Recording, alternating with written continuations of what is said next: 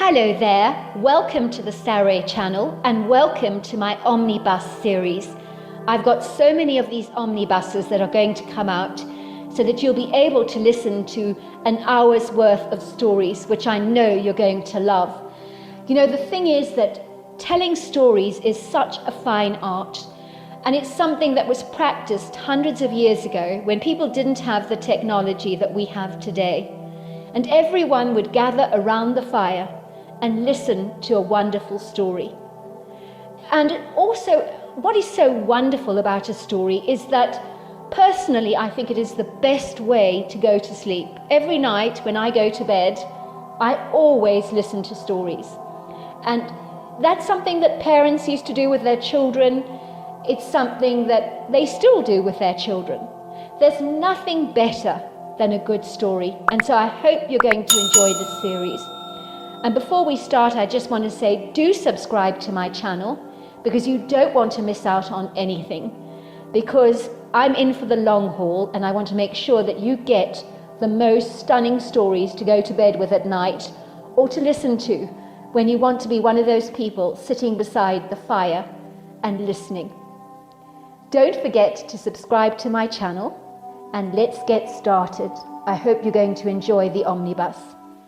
Dear Sarah and all your lovely listeners, my name is Katrina and I was born and raised in Charleston, West Virginia.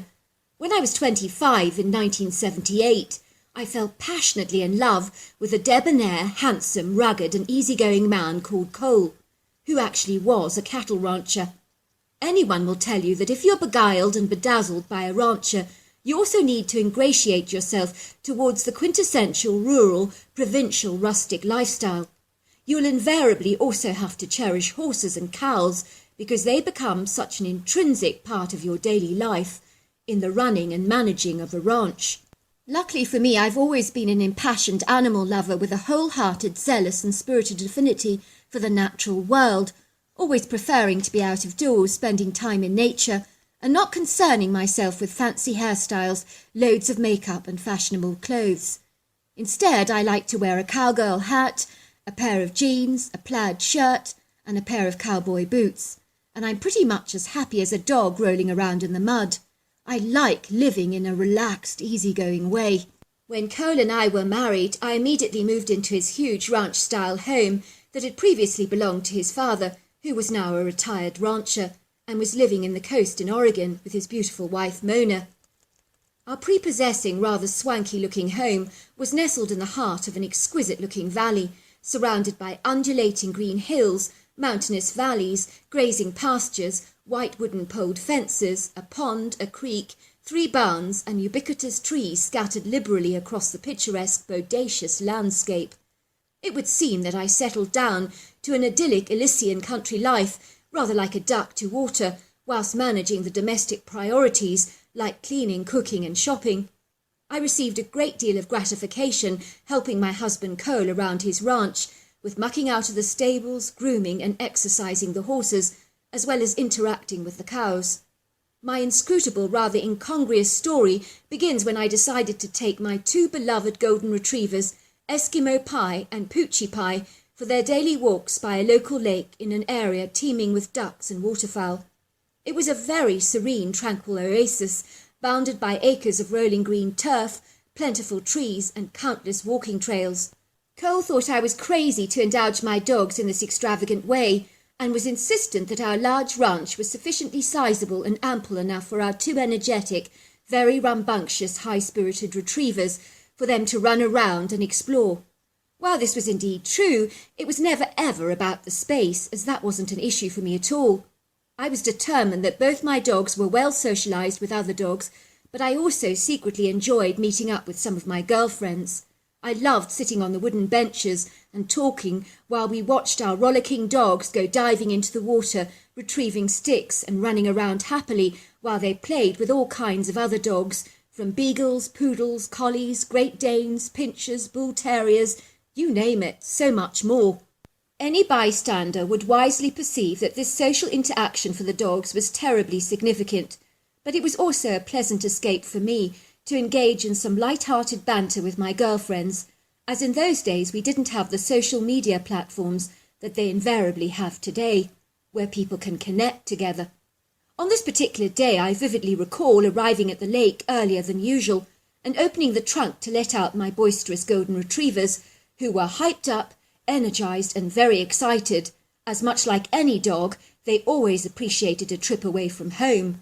Before long, they were bounding exuberantly along the lush green grass, smelling the ground furiously and lifting their leg at every available opportunity to make their distinctive life-affirming mark. I was bewildered that there were not many dogs or people around, but maybe it was because it was particularly early. It was a glorious day with some lovely warm sunshine and a refreshing cool breeze that was blowing against my face. Everything looked beguiling and magically enchanting as the large silvery lake seemed to sparkle in the morning sun, and its gleaming surface reflected the clouds in the sky along with the tall statuesque trees that flanked its outer perimeters. "Hi there," chided Philippa, one of my girlfriends that I'd known for many years. She came ambling towards me with her two friendly, rather peppy Jack Russells, who came hurtling towards my dogs at lightning speed, only too eager to greet them, with lots of sniffing and very vigorous tail wagging. "I've not seen you around lately. How are things going at the ranch with that new husband of yours? That was some wedding, by the way." "Oh, fine," I said. "Everything's hunky-dory." "Well, I see ranch life suits you rather well," she chuckled. "You seem to be positively glowing. But who can blame you? You snagged yourself one hell of a catch with that rancher husband of yours.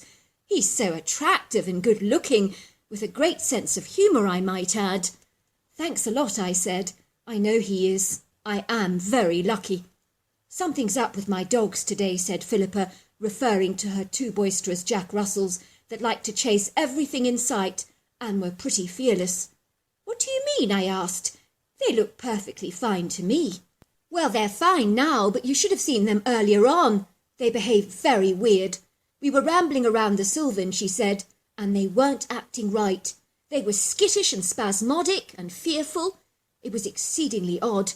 I've never seen them like this before. They couldn't actually wait to leave the woods.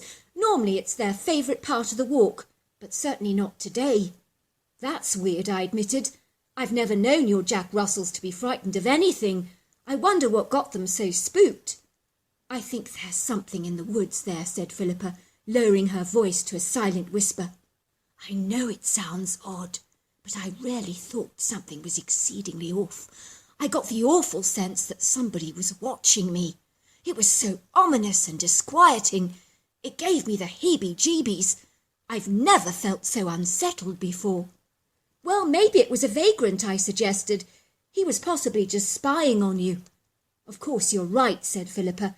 "That must be it," she said, looking heartily relieved, as if in some way I'd reassured her.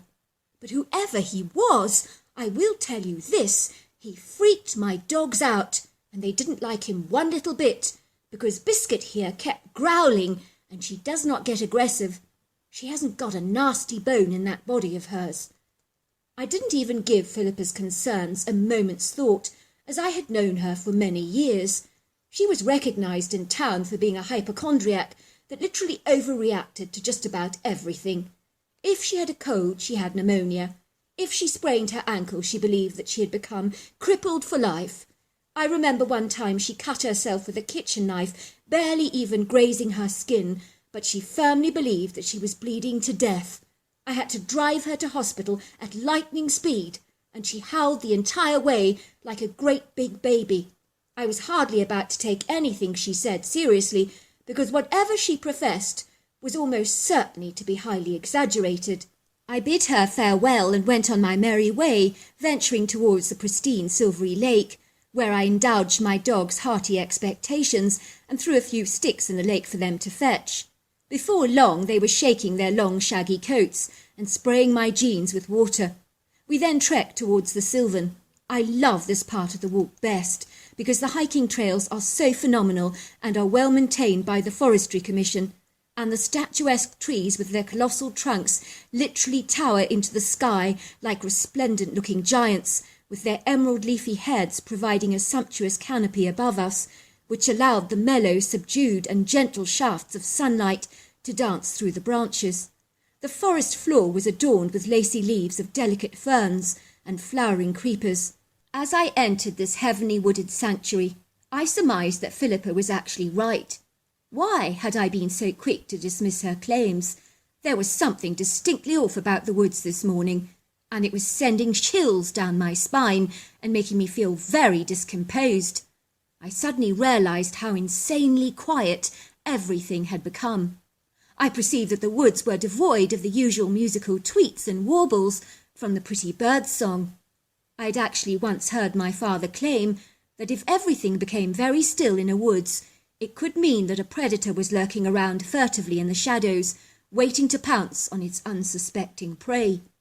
This horrifying revelation did not bode well with me, and only sparked in me an amplified sense of consternation. So I reached out for a piece of timber as a precautionary measure, should I need to defend myself from some loitering predator, like a mountain lion or something else.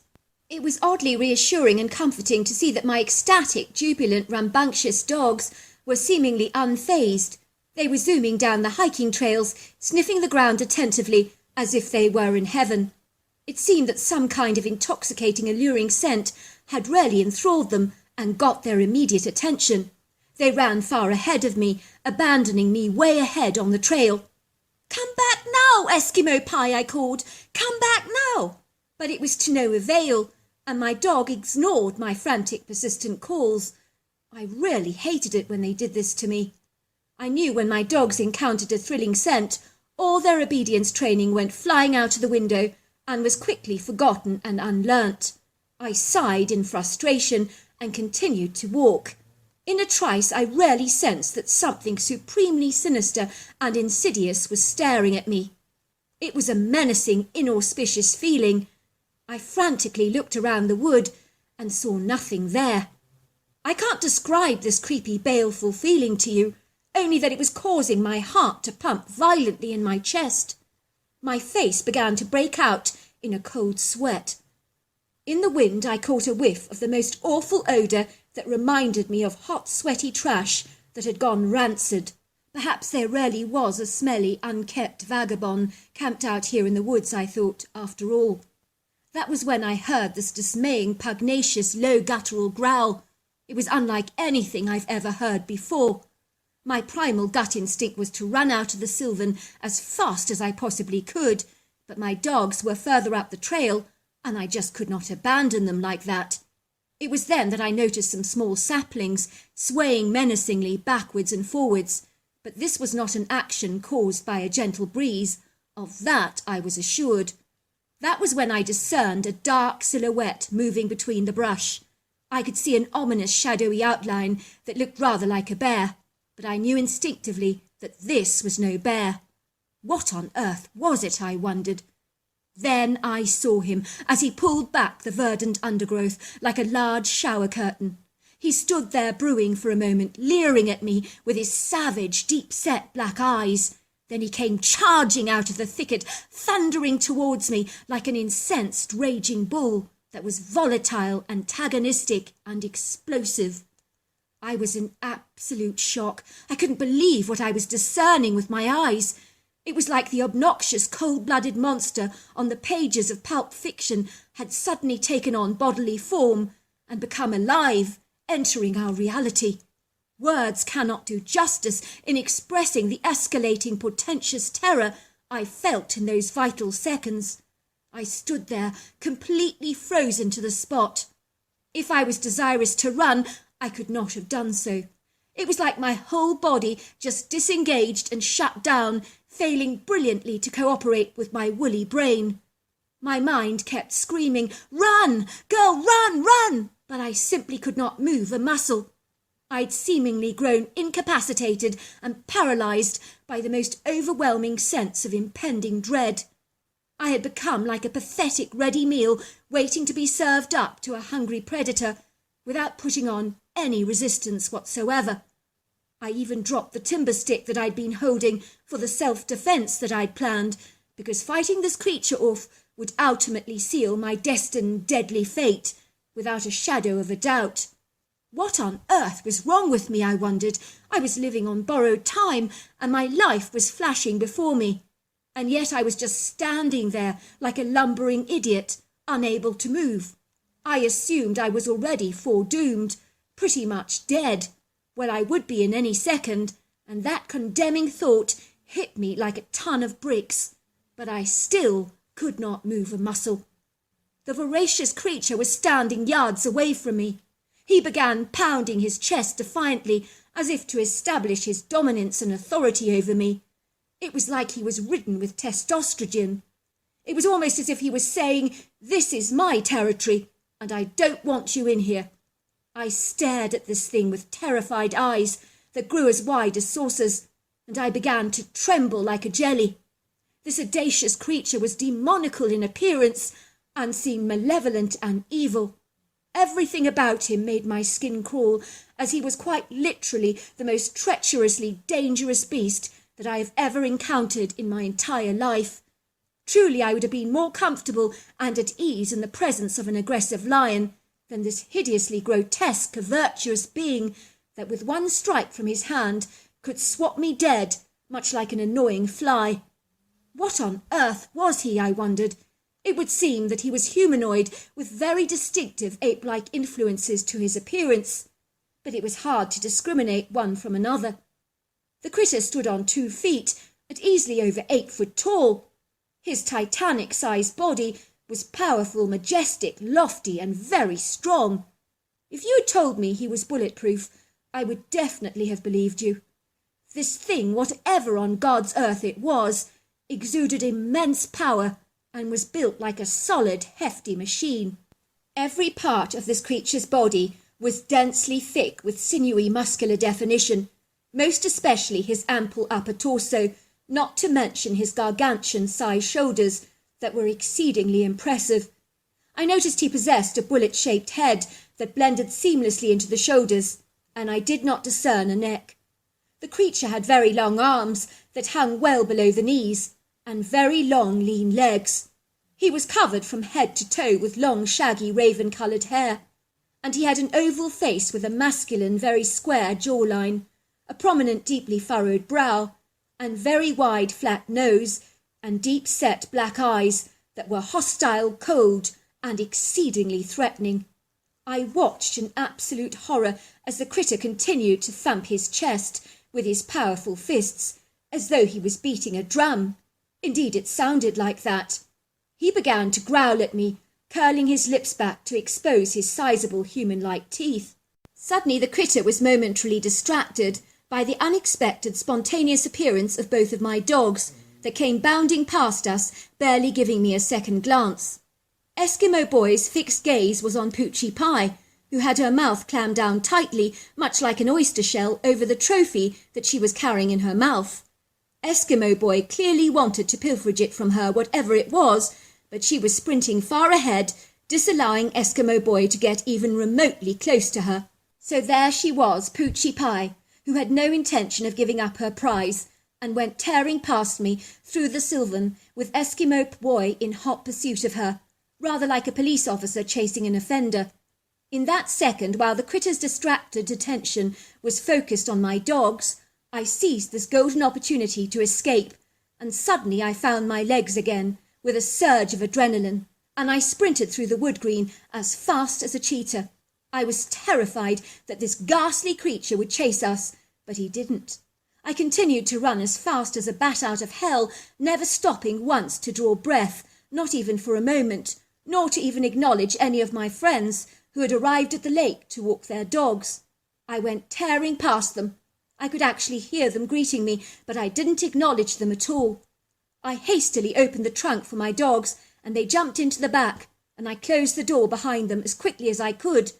I dived onto the car seat, started up the engine, and accelerated out of the car park, so fast, while I could see my friends looking on with astonished faces that conveyed what they were clearly thinking. What on earth is up with her? I could hear my dogs in the back of the car fighting continuously over the trophy that Poochie Pie had retrieved from the woods. I pulled over to the side of the road and finally parked. I was shaking so much that I had to calm myself down, or I knew I would crash my car and end up in a horrific, ghastly car accident. I had just escaped death once today. I was not in a hurry to face it all over again. I knew I needed to decompress, loosen up, relax, and calm down. I began to take some soothing deep breaths, breathing ever so deeply into a brown paper bag to settle my nerves and to regain some self-control. That thing could have killed me, I thought to myself. I'm so lucky to have escaped with my life still intact. Poochie Pie continued to growl at Eskimo Boy, so once I'd mellowed out, I went over to the back of the trunk and demanded that she drop whatever it was that she had in her mouth, but she was refusing to oblige and began growling even at me, which was simply not acceptable. I'd never seen her behave like this before. She seemed particularly possessive over what it was she had in her mouth. Poochie Pie was always picking up nasty, decomposing dead trophies from the woods, and I knew that she possibly had a disgusting dead rat in her mouth. But nothing was about to prepare me for what I was about to uncover in the next few seconds. "Drop it, Pooch! Drop it now! Now! Drop it!" I snapped in an angry tone that even surprised and startled her. Obediently she dropped the animal out of her mouth, and imagine my absolute astonishment when Pooch dropped a decomposing hand and wrist with a signet ring still attached to the tiny finger. I let out a huge scream as I observed the macabre, gruesome, chewed-up hand on the floor of my trunk. I began to hyperventilate in shock as a reaction to what I was seeing. Could this day get any worse, I wondered. Finally, I managed to simmer down, and wrinkling my nose in disgust, I reluctantly grabbed the gnarled, lifeless hand with a plastic glove and tossed it into a brown paper bag, much like a burger at a fast food joint, and rolled up the package ever so tightly. There are no words to describe how I was feeling at this point in time. It was disturbing, to say the least, to find a human hand embedded in my dog's mouth, but I was in no doubt who was responsible for dismembering this human being that I assumed must have been a lone dog walker who'd been violently attacked by the hideous, uncongenial monster that I had beheld. This could have been my hand, I thought in horror. I pressed down the accelerator and raced to the police station as fast as I possibly could. I needed to report this grisly murder at once and to present them with the incriminating evidence. As I entered the glass doors with my brown paper bag rolled up in my hand, I noticed the station was very quiet, apart from an elderly lady who was sitting on a chair waiting to see an officer about her nasty next-door neighbour, whom she believed emphatically had kidnapped and stolen her Persian cat. I raced to reception and insisted on seeing the chief inspector immediately, on a matter of the strictest urgency. "You have to wait your turn, love, like everybody else," said the policeman behind the desk, in a chilled-out, nonchalant way. "I'll call you when it's your turn. Take a seat." "I need to see the inspector now," I demanded. "I have to report a murder." Before long I was being led into the inspector's office, and I sat there nervously, tapping my fingers on the desk and feeling rather apprehensive. Finally, a smart-looking, rather portly officer entered the room. "Sorry to keep you waiting, ma'am," said the officer. "I'm Detective Mathis. Pleased to meet you. How can I be of help with you this morning?" "I'm here to report a murder," I said, emptying out the paper bag containing the human hand onto the desk. Detective Mathis's eyes grew as wide as saucers, and he stared in astonishment at the gnarled, withered-looking hand on the table. For a moment he was completely speechless and didn't even say a word, but stared awkwardly at the hand, as if he couldn't quite believe what he was actually seeing. I'm not sure he was used to attaining evidence quite in this way. "Where did you get that?" he asked, looking rather flustered and discomposed. "I didn't get it," I told him. "My dog retrieved it when we went out on a walk in the woods this morning. I pulled it out of his mouth only moments ago in the trunk of the car." "I see," he said, rubbing his chin awkwardly as he studied the hand. "Detective," I continued, "I saw the murderer in the woods." "How do you know he's the murderer?" asked the detective. "Did you see him killing this man?" "No," I said, "but I know he did it. I could tell it was him." "Look, ma'am," said Detective Mathis, "I cannot charge anyone for a murder until I've done a thorough investigation, and I have evidence that the individual that you saw in the woods did indeed perpetrate the crime that you speak of. You have no idea how many murder inquiries I've done over the years, with people like yourself telling me they know who did it, when they never saw a thing, nor did they witness the murder. You cannot make erroneous charges and false allegations like this, just because you assume he is guilty of this terrible crime. If indeed that were the case, I assure you, our prisons would be full of innocent men locked up because someone like you thought they were responsible for the crime. I operate on facts, ma'am, not on misguided, well-meaning assumptions and accusations. But officer, no buts, ma'am. I don't operate on buts. I assure you of that. I'll be getting the force to contain the forest area at once with crime scene tape. We'll then undertake a search with the help of police dogs to ascertain if the rest of the remains are still in the woods. We need to establish who the murder victim is, to notify their next of kin, and to perform a thorough investigation as to who potentially had motive to murder this man. But officer, I protested, you don't understand what I'm trying to tell you. I know that this thing that murdered... I think I understand more than enough, ma'am, said the officer. Now I'd like you to sit down with the police artist for a moment and allow him to draw a sketch of the suspicious man you encountered in the woods. Leave your details in reception and I'll be in touch with you shortly. At that, he simply walked out of the office with the bag containing the human hand. I was shocked. It would seem like weeks had passed and I hadn't heard a thing from Detective Mathis, so I decided to find out what on earth was going on. I thought it exceedingly rude of Detective Mathis not to be in touch with me, especially as I had brought him incriminating evidence from the murder scene. I was surprised that he hadn't contacted me for further questioning, and I was naturally curious about whether they caught that ghastly critter that was lurking out there in the woods. After I arrived at the police station, Detective Mathis came into the interview room, and he had a very grim, annoyed look on his face. He threw down the artist's sketch of the humanoid ape in front of me. "You think this is funny?" he said, looking at me disdainfully. "What do you mean, officer?" I said. "That's the creature that I saw in the woods, the one that murdered the man."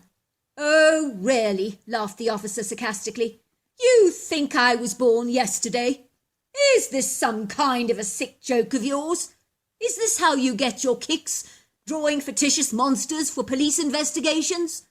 While I appreciate the fact that you brought the dismembered hand here to the station, I do not enjoy people who waste police time and valuable resources. This is a police investigation. It's not a joke, and it needs to be taken seriously. I find it very offensive that you are treating us this way." "But that is the creature that committed the murder," I protested. "I saw him in the woods, officer. I'm not making it up. I would never willingly waste police time. I assure you of that." Detective Mathis seemed to suddenly calm down.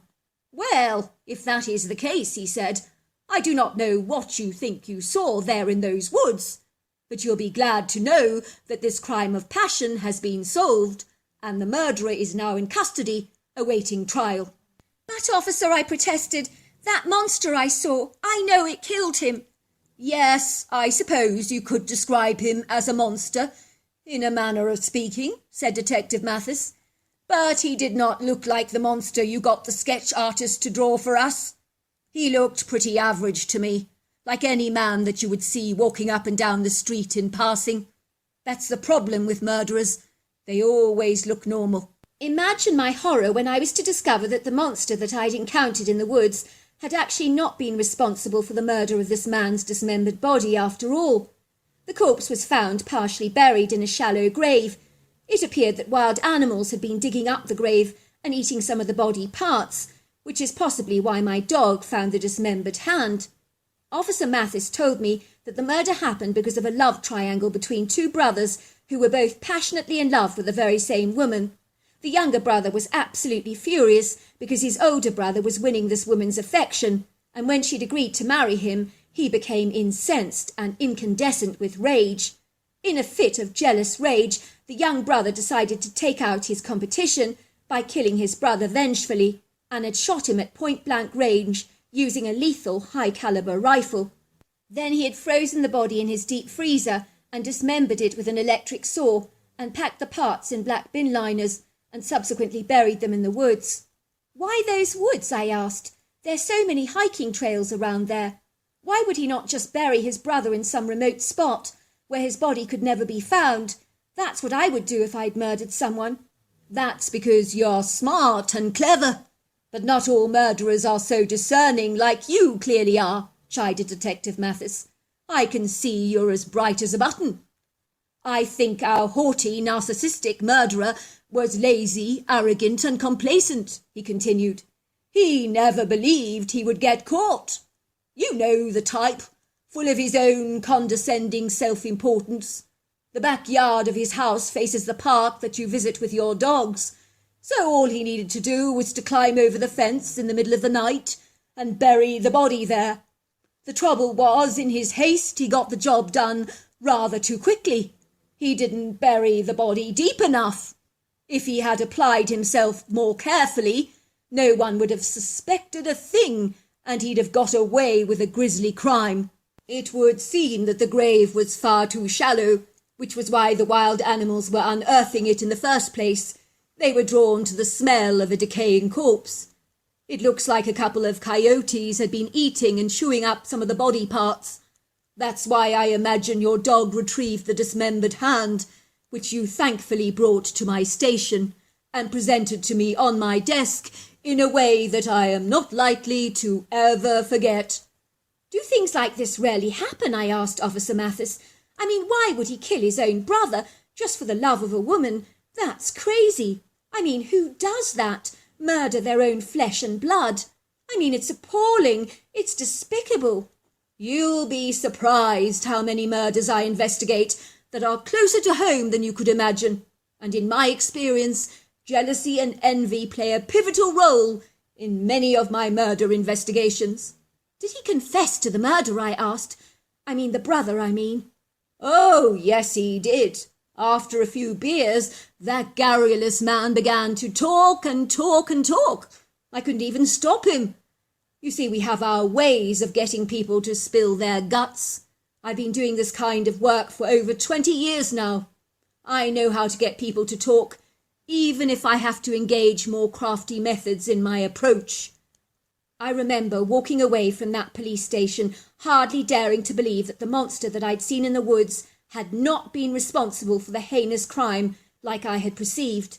So fast forward a few weeks, and I soon learnt that no one had experienced any strange encounters with the mysterious beast that I'd seen in the Sylvan. So I guess whatever he was, he must have been passing through that area. Fortunately, I was once again able to take my dogs back to the lake, but I have learnt this. If you notice the woods becoming menacingly quiet, I'd like to warn everybody who's listening to get out there as fast as you possibly can, because something is in there that you really don't want to encounter, and even the birds become sensitive to the presence of a predator or a monster. That I can assure you of. I quickly shut up about my encounter with the critter, because people think you're completely bonkers when you tell them you've seen something that sounds too spurious to actually be genuine. I only shared my harrowing account with Philippa, who believed my story emphatically, because she perceived how grievously evil the woods seemed on that day. All these years later, I know I encountered a Bigfoot, and if I never see the creature again, it'll be way too soon. So there you are. That's my story. Dear Sarah, and all your lovely listeners, my name is Kirk, and I'm from Boulder in Colorado, which is a town nestled in the foothills of the Rocky Mountains and is home to lots of marvellous hiking trails and adventure opportunities for the outdoor enthusiast, much like myself. I live in an old-school vintage neighbourhood that was originally called Hill Street, but is now called Mapleton Hill, a name that was born as a result of the addition of 200 maple trees that were originally planted on the street. I live on the west side of Mapleton Hill in a stunning, beautiful green leafy suburb with verdant green turf and ubiquitous green leafy trees and very attractive old-world historic retrograde homes, along with some houses that in more recent years were remodelled, restored and modernised. I grew up in Denver, Colorado, but moved to Boulder with my wife Polly in 2001 and have never regretted my decision to move here, because we're so centrally located, which means that we literally are only a couple of blocks away from downtown and yet at the very same time we are so close to the natural fauna and flora of the idyllic Colorado countryside, and so we quite literally have it all here, and I wouldn't want to live anywhere else in the world. I work for a company here that manufactures natural organic products, from shampoos to soaps, teas, honey, cereals, and so much more, as invariably people have become very savvy and streetwise of late, choosing to steer away from chemicals and harmful substances, most especially genetically modified foods, which I personally consider to be very harmful and exceedingly dangerous. I ardently believe the conspiracy theories that these crops were specifically engineered for nefarious motives, as if they harm the natural wildlife. What are they doing to our own bodies? Anyway, enough about all of that. It would seem that the rising interest in alternative products and therapies has encouraged our business to thrive over the years, something that pleases me greatly, as people are finally waking up to what's going on with these nasty chemicals they invariably put in almost everything.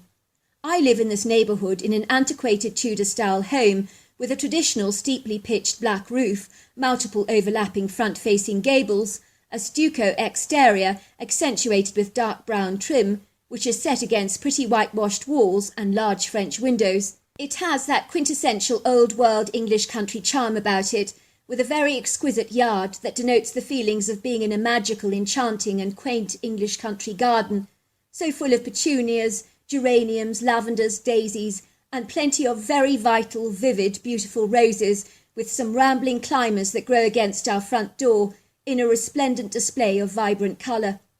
I live in this sumptuous, cosy, retro abode with my wife Polly and our two daughters, Jasmine and Delilah. My inexplicable, unorthodox story that ultimately led to my outlandish, anomalous encounter with the hairy man that we like to call Bigfoot happened in the spring of 2009. It all began when my family decided to spend a long weekend camping at the San Juan National Forest in southwestern Colorado, which comprises roaring waterfalls over volcanic peaks, prepossessing streams, high desert mesas, alpine peaks, scenic prairies, rugged outcrops, arresting mountainous valleys, and thousands of back roads, not to mention hundreds of miles of trails to explore. At that time, my two children were about 6 and 8 years old. We drove down some very bumpy back roads that caused our four-wheel drive to wobble precariously. Finally, we arrived at our chosen location at first light, when the orange light of the sunrise veiled the escarpment in golden hues, and it was breathtaking to behold. I was looking forward to the camping trip, as it was an escapism from the daily grind and challenges of the monotonous drudgery of orders, accounts, and stopbooks, and a golden, perfect opportunity to simmer down, relax, and unwind.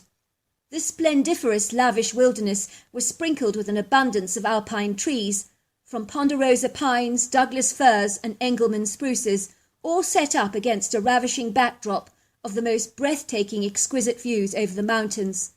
Before long, Polly and I found the most perfect spot to set up our sizable tent, which we did in a remote area surrounded by spruce trees and overlooking the most enchanting, exquisite-looking stream with powerful jets of water that went cascading over the rocky outcrops.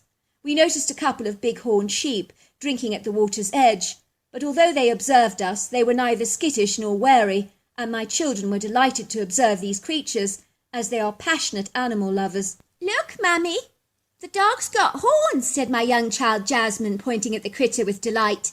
"It's got horns, Mummy." "It's not a dog, dear," my wife told her. "That's a big-horned sheep. Isn't he lovely?" As we had young children with us, my wife and I were not doing much hiking, although I decided that while my wife unpacked and entertained the kids, I would take a little stroll around the area to stretch my legs, get my bearings, and get some much-needed exercise. Working so hard had meant that I had been inactive for quite a long while, and I realised how unfit I had become. It was a sensationally beautiful day, with the sunshine enveloping my body in a radiant warmth, so reminiscent of early spring. I felt very at one with the natural world. After a while I sat on a smoothly rocky outcrop and watched the jets of foaming white water cascading across the rocks. That was when I saw something that quite literally knocked my socks off. At first I thought it was a bear, as it was straddled in the water in a seating position, soaked from the waist down. It reminded me of the bears that I'd seen in Alaska during the salmon run. I remember thinking to myself, That is one hell of a large grizzly bear, because from the back view of this thing it was absolutely colossal and was an attractive tawny brown colour. I stood very still like a frozen statue, hardly daring to move a muscle so as not to disturb the bear, who thankfully was blindly oblivious to my presence. With great stealth and discretion, I surreptitiously crept furtively behind a high rocky boulder, where I laid my body down low on the ground in a comfortable obscure position and began to focus on the bear with my binoculars. My heart was fluttering with excitement and my fingers trembling as I tried to focus on the creature. I've always adored bears. They intrigue and fascinate me. Even as a young boy growing up, I was given some valuable teddy bears that are sought after today, like Staife and Bing bears, which I still have in my collection, and they're in remarkably good condition, even if I say so myself. Such was my love of those big balls of fluff. So as I focused my binoculars steadily upon the bear, I perceived that it was eating an enormous fish in his hands and spitting out the bones in the water.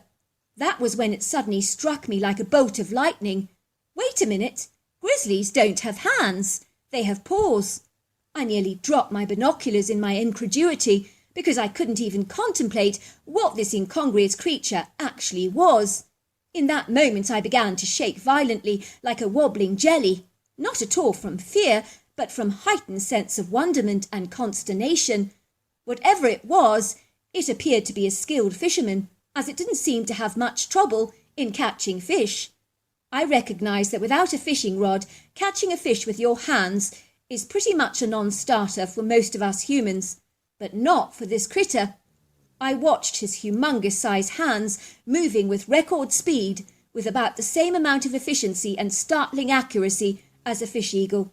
He would pounce on something in the water, withdrawing it with effortless ease, and I would see the fish wiggling in his hand, and he bit into the head first and proceeded to eat the rest of the fish, chomping it down with large bites and always spitting out anything he didn't want.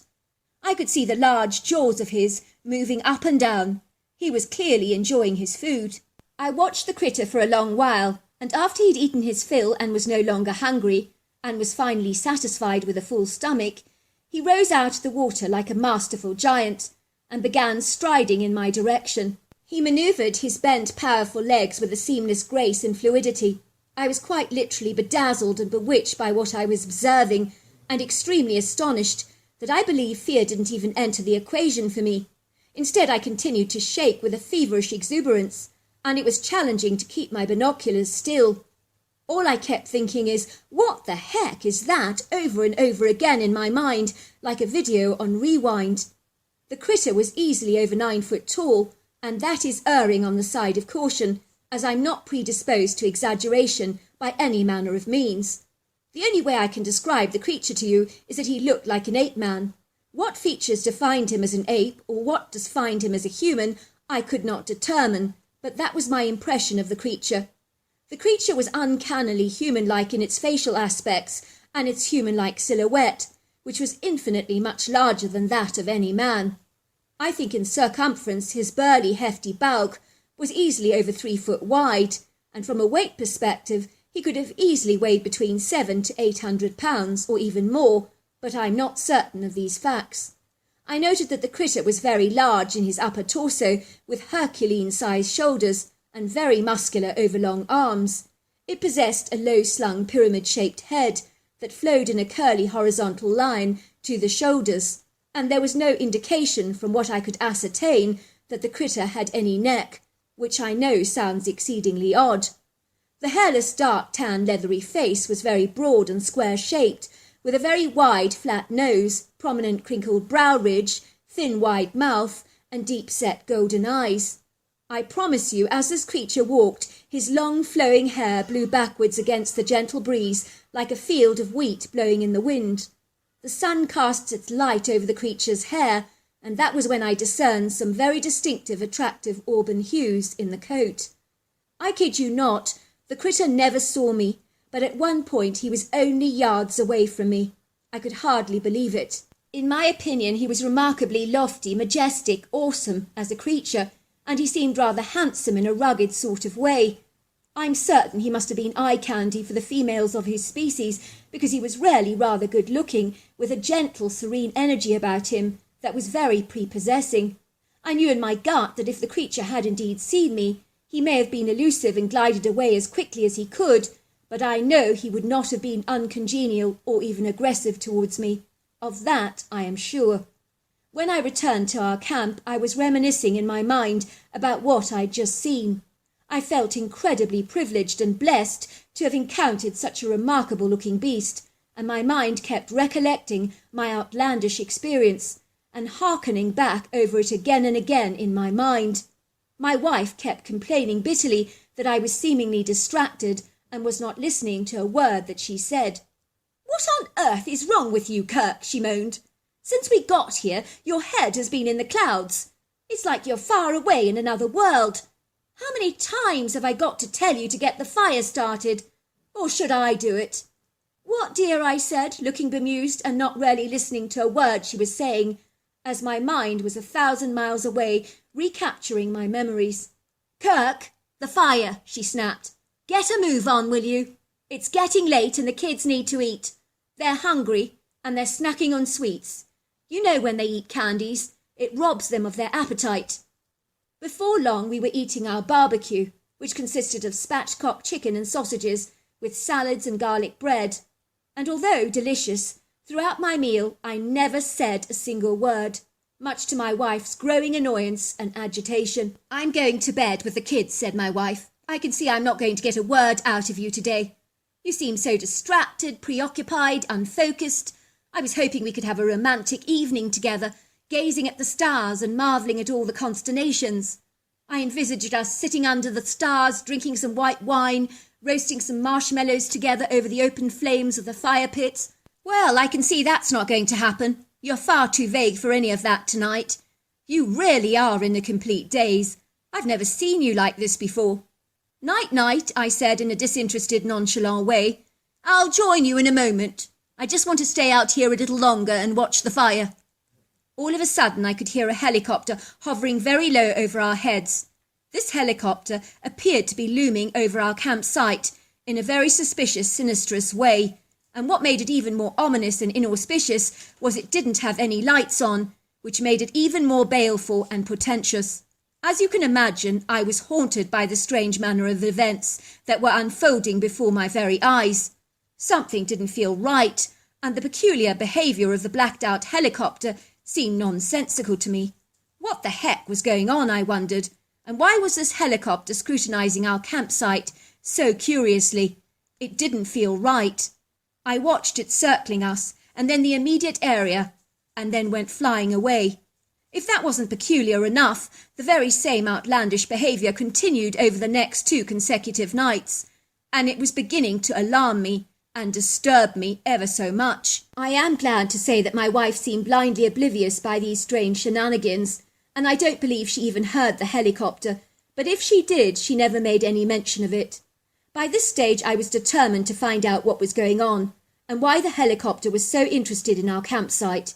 It was decidedly odd, and exceedingly discomposing, because it felt as if my family was under surveillance or investigation of some kind, and that was very perturbing. The following night, after my kids and wife were happily tucked away in their sleeping bags, once again I heard the familiar droning sound of the helicopter flying overhead, and that was when I climbed out of my tent to take another look. By this time I was feeling enraged and very disenchanted by what was going on, as these events reeked of sinister intent. I thought about my role in the natural health industry and my drive to alert people to the dangers of monosodium glutamate and GMO foods, and I began to wonder if someone had been hired to shut me up. I know it sounds preposterous, but whistleblowers are often taken out, and I'd recently received some official unmarked letters telling me to shut up about GMO foods, or I'd be very sorry. I now felt certain that someone had hired a hitman to take me out. It would be a perfect excuse, I thought. I'd just be registered as another missing man that went disappearing in an area of national forest. To my amazement, I could see the helicopter landing several yards away from our tent, and I discerned some men in black with some seriously lethal-looking high-powered rifles getting out of the craft, and then I heard the helicopter taking off again, leaving the men behind on the ground. By this point I was terrified. My heart was pumping violently in my chest, and I was sweating profusely. I knew that they were after me, and not my wife and kids, so instead of running away from them, I moved closer towards them to find out what was going on. I could hear the muffled voices of the men talking in military language about locations. I saw them disappearing into the thick area of spruce trees, and I could hear a number of rifles going off, like something you would expect to hear in a war zone. It was incredibly distressing and, quite frankly, absolutely terrifying, but it became very clear to me that I was not the target, after all, which was, in fact, a huge relief. My wife got out of her sleeping bag and came running out to me, asking me what the hell was going on. I lied to her, telling her someone was having a party with firecrackers. "You've got to be joking," she said, returning back to her sleeping bag. "That's got to be the most selfish thing, startling all the wild animals like this. I can't imagine it's legal or ethical to have firecrackers in a national park. I've a good mind to report those people. If I jumped out of my skin, imagine how those wild animals are feeling right now." Even my kids began to howl and cry because they were so terrified by the excessive noises that my wife had to comfort them and calm them down. "It's nothing to worry about, sweetheart. The banging sounds are just fireworks. Someone's having a party. Now go back to beddy byes like a good girl," she said, kissing my daughter on the cheek. I watched in horror as once again the helicopter landed yards away from our tent, and 5 military men in black were carrying the dead body of a hairy humanoid ape on this large stretcher, like the one I'd seen 3 days prior eating fish in the stream.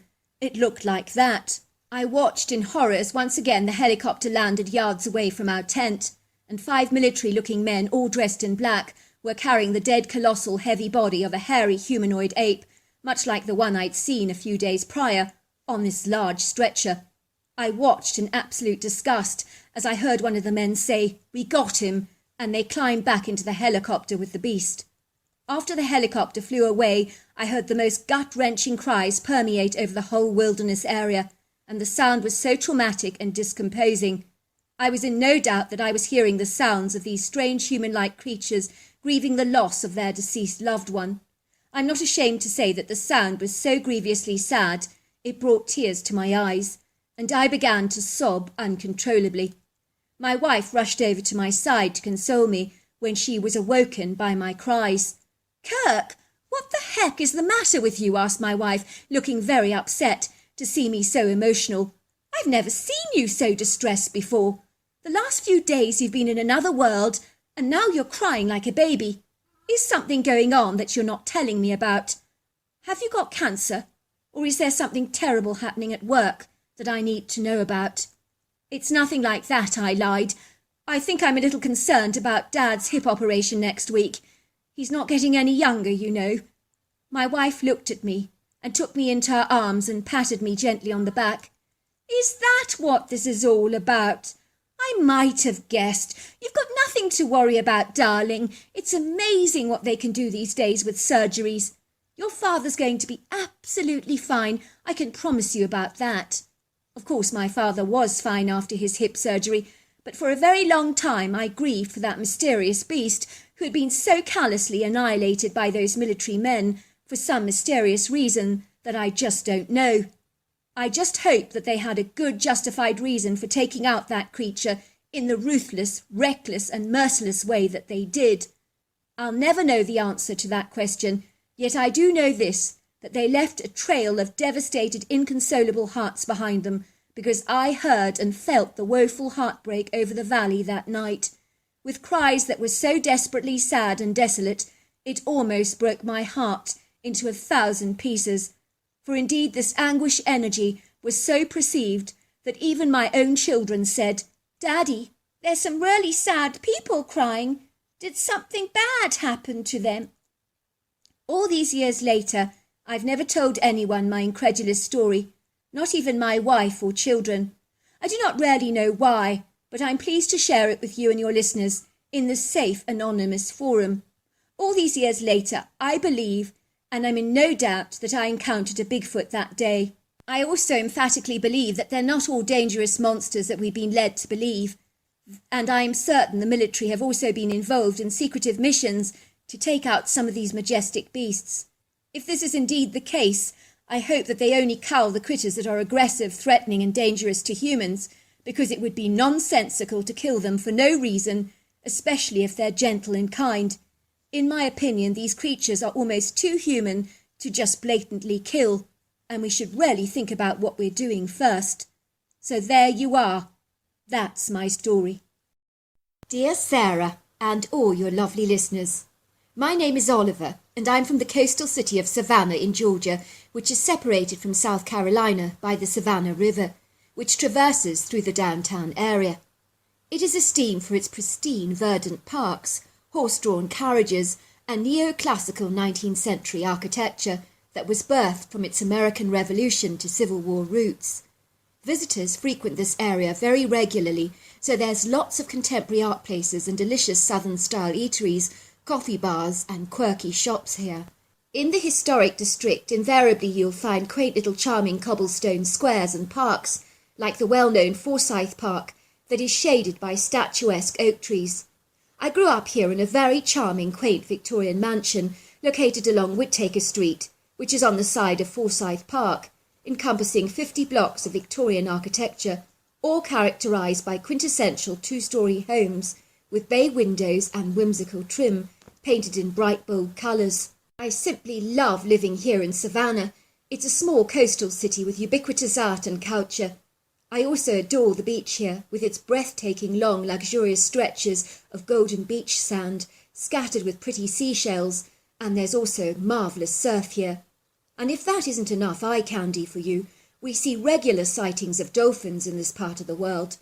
I adore taking my Boston Terrier Sky Dancer for his regular walks along the beach, and he loves rushing into the shallow surf and chasing after the waves. At the time of my incredulous, outlandish story that ultimately led to my Bigfoot encounter, my father worked as an insurance claims adjuster, and my mother was employed as a receptionist in a beauty salon here in Savannah.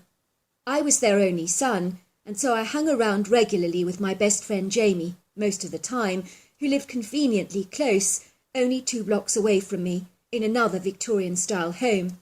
Growing up, we became like bosom buddies and very much best friends. Jamie and I were both about 21 years old in 2017, and we had become passionate about hunting, but unfortunately deer hunting is only permitted between October and January here. This means if you're champing at the bit to go hunting in the springtime, you're pretty much out of luck. That was when the conviction to go hog hunting was born. We were staunchly aware that hogs were getting out of control in Georgia, as they are a very invasive species. I gather they cause $2.5 billion worth of crop damage in 35 North American states every single year. Worse still, they harbour many pernicious pathogens that can potentially be perilous to our domestic pets, livestock and even humans. It was actually Spanish explorers that introduced hogs to the Americas, and they were never an indigenous species in the first place, so they have unquestionably wreaked havoc and disarray to our environment here.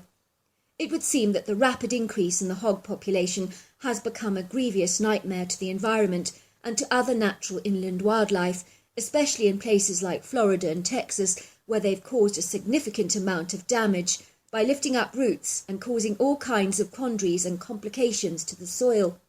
I gather they gobble up all the natural resources before the wildlife have a chance to eat any of it, and then they eat the wildlife as well, as they want to eat anything that contains calories, and are gluttonous, voracious scavengers that need to be culled to keep them under control. One of the most efficient ways to exterminate these animals is by helicopters with guns. Other methods are trapping and poisoning. The latter is not something that bodes well with me, as you need a poison that's not harmful to other wildlife. For many people in Florida and Texas, the vast hog population has become almost as prodigious as being infested by an insatiable rat population. That is how bad it has become. Some people describe the hogs as simply disgusting and consider the meat very unclean, while others describe the meat as succulent and delicious. I'm on the fence about it. I can't decide either way. I thought it would be great if James and I contributed to the environment and went shooting some wild hog, as we really enjoyed the sport. We made our bookings at this luxurious private hunting lodge that was owned by a friend of Jamie's family, who generously invited us to shoot on his ranch whenever we chose. He did, however, warn us that there are several very sizable hogs gallivanting around his open prairies that have been presenting challenging problems to hunters of late. They were very pugnacious and antagonistic, and sometimes even after being shot, they weren't afraid to put up a hell of a fight. I gather the owner of the hunting lodge had a sterilizing system which involved a truck and dogs, where apart from shooting they also caught and castrated male hogs, allowing them to become significantly bigger without increasing the hog population, which meant that the hunters could enjoy the privilege of taking down a rarely hefty, impressive-looking hog, and this opportunity is something sought after greatly by many hunters who enjoy shooting or bow hunting very sizable game. And so it was, early one Saturday morning, Jamie picked me up from my Victorian house at about 4 a.m. We were eager to get to the hunting lodge as early as we possibly could, because the hog tend to congregate at food stations at first light, and at night, as it would seem with the increase in hunting, many have become nocturnal to avoid the hunter's bow or a bullet between the shoulders. These critters are not stupid and are very adaptable, possessing the intelligence of a dolphin or a chimpanzee's. During the day they tend to lie down low, not only for cover, but also to keep cool and sheltered from the heat of the day, most especially during the summer months. On our car journey to the hunting lodge, Jamie told me that he had actually lied to the lodge owner and told him that we were both experienced hog hunters. "Why on earth would you say that?" I asked, looking appalled. "Well, if I told him the truth, he would insist we had a guide hovering over us, watching our every move. I don't think so." "I think you're being reckless, Jamie," I said.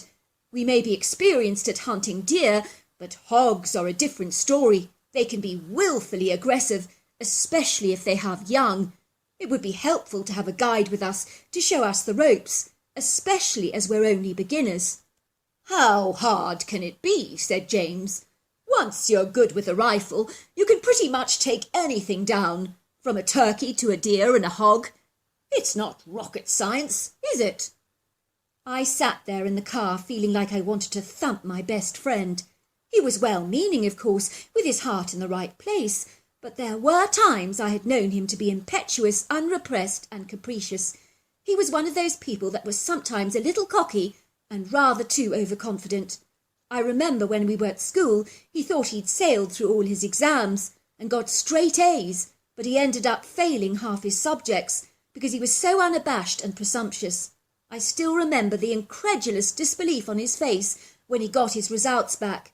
He was so impertinent that he actually informed the teacher that she must have made a terrible mistake, and she had given him the wrong grades back. She assured him that this was not the case.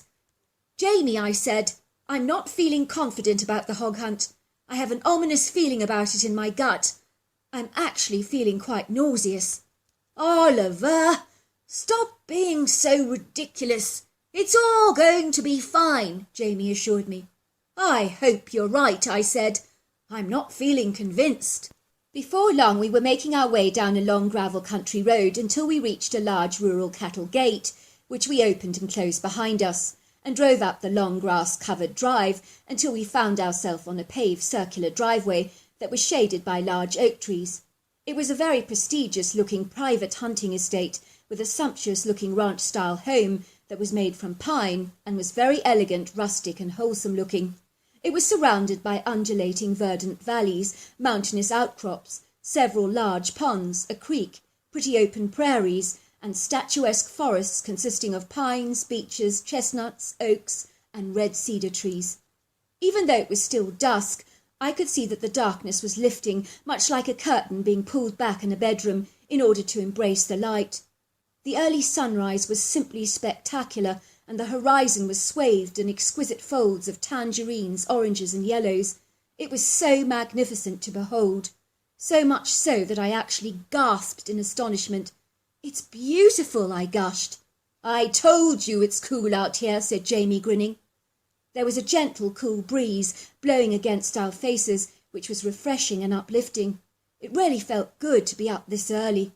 I felt alive and invigorated, and I could feel the familiar fluttering in my heart, that feeling of excitement and anticipation that I invariably always feel before a hunt. "We need to get moving," said James, retrieving our rifles from the trunk. We had one AR-15 pistol, and one Marlin Model 444 for the hunt. Both weapons we had been informed would be great for culling hog, but then what did we know? We were new to this. Our inexperience meant that we had a lot to learn about hog hunting, and we were attempting this adventure rather like two blind people stumbling around in the darkness, searching desperately for the light. James continued, "Now, there are some tree stands here for the hunters, close to some automatic corn feeders to attract the hogs, and I gather they'll be going off at about 6:30 this morning. We need to find a spot downwind, or they will smell us, and if they get a whiff of our scent, we don't stand a chance in getting lucky today. That I have been assured of." The hunting lodge owner also told us that the hogs are very savvy and astute, wary and, as I told you, aggressive, so we need to be guarded at all times. In a trice we were ambling down the long prairie through a stunningly beautiful sylvan until we found a tree stand close to a corn feeder. I perceived all the indelible signs that hogs had been around the locality recently by the pronounced damage that they had caused to the soil, and I detected some distinctive tracks that were larger than a deer's, along with trees that were caked in mud, known as hog rubs, which the hogs had been using to scrub down their bodies, to have a satisfactory and very good itch. The tree stand was simply perfect for two hunters like ourselves, and was flanked by the wood green with a ubiquitous expanse of dense, moist undergrowth, which the hogs absolutely love. It overlooked a beguiling, massive silvery pond, where the outer perimeters were surrounded by patches of mud. It was very clear that this had been used recently as a mud bath for the hogs to wallow in, not only for cooling off purposes, but to remove insects and parasites from their bodies. "This is a perfect spot," sighed Jamie happily. "The hogs don't have any sweat glands, so they come here to wallow in the mud, to cool down, and our stand isn't far away from all that mud. Even if we miss out on a hog this morning, when it heats up during the day, they'll be out here like a shot to wade and slosh around in the muddy marsh." I must confess I was hugely relieved to be finally safely seated up in the tree stand at a high elevation. I didn't fancy being attacked by a raging hog. I mean, who does? I felt a lot safer in the tree, tucked away securely from harm's way, as hunting from the ground would have made me feel significantly uneasy, unsettled, and exceedingly vulnerable. I knew that I was a novice trying to find my feet in this exciting new sport. I'm not ashamed to admit that I was not confident in our first hog hunt, as I certainly lacked James' impudent tenacity. All of a sudden I had this desperate urge to relieve myself, and recalled that I'd forgotten to go before the hunt. How could I have been so foolish? Jamie was far from pleased by my annoying, inconvenient revelation, and told me to find a spot further away from the stand, because he was certain that the hogs could smell human urine. "I wish you'd gone before we got here," he complained.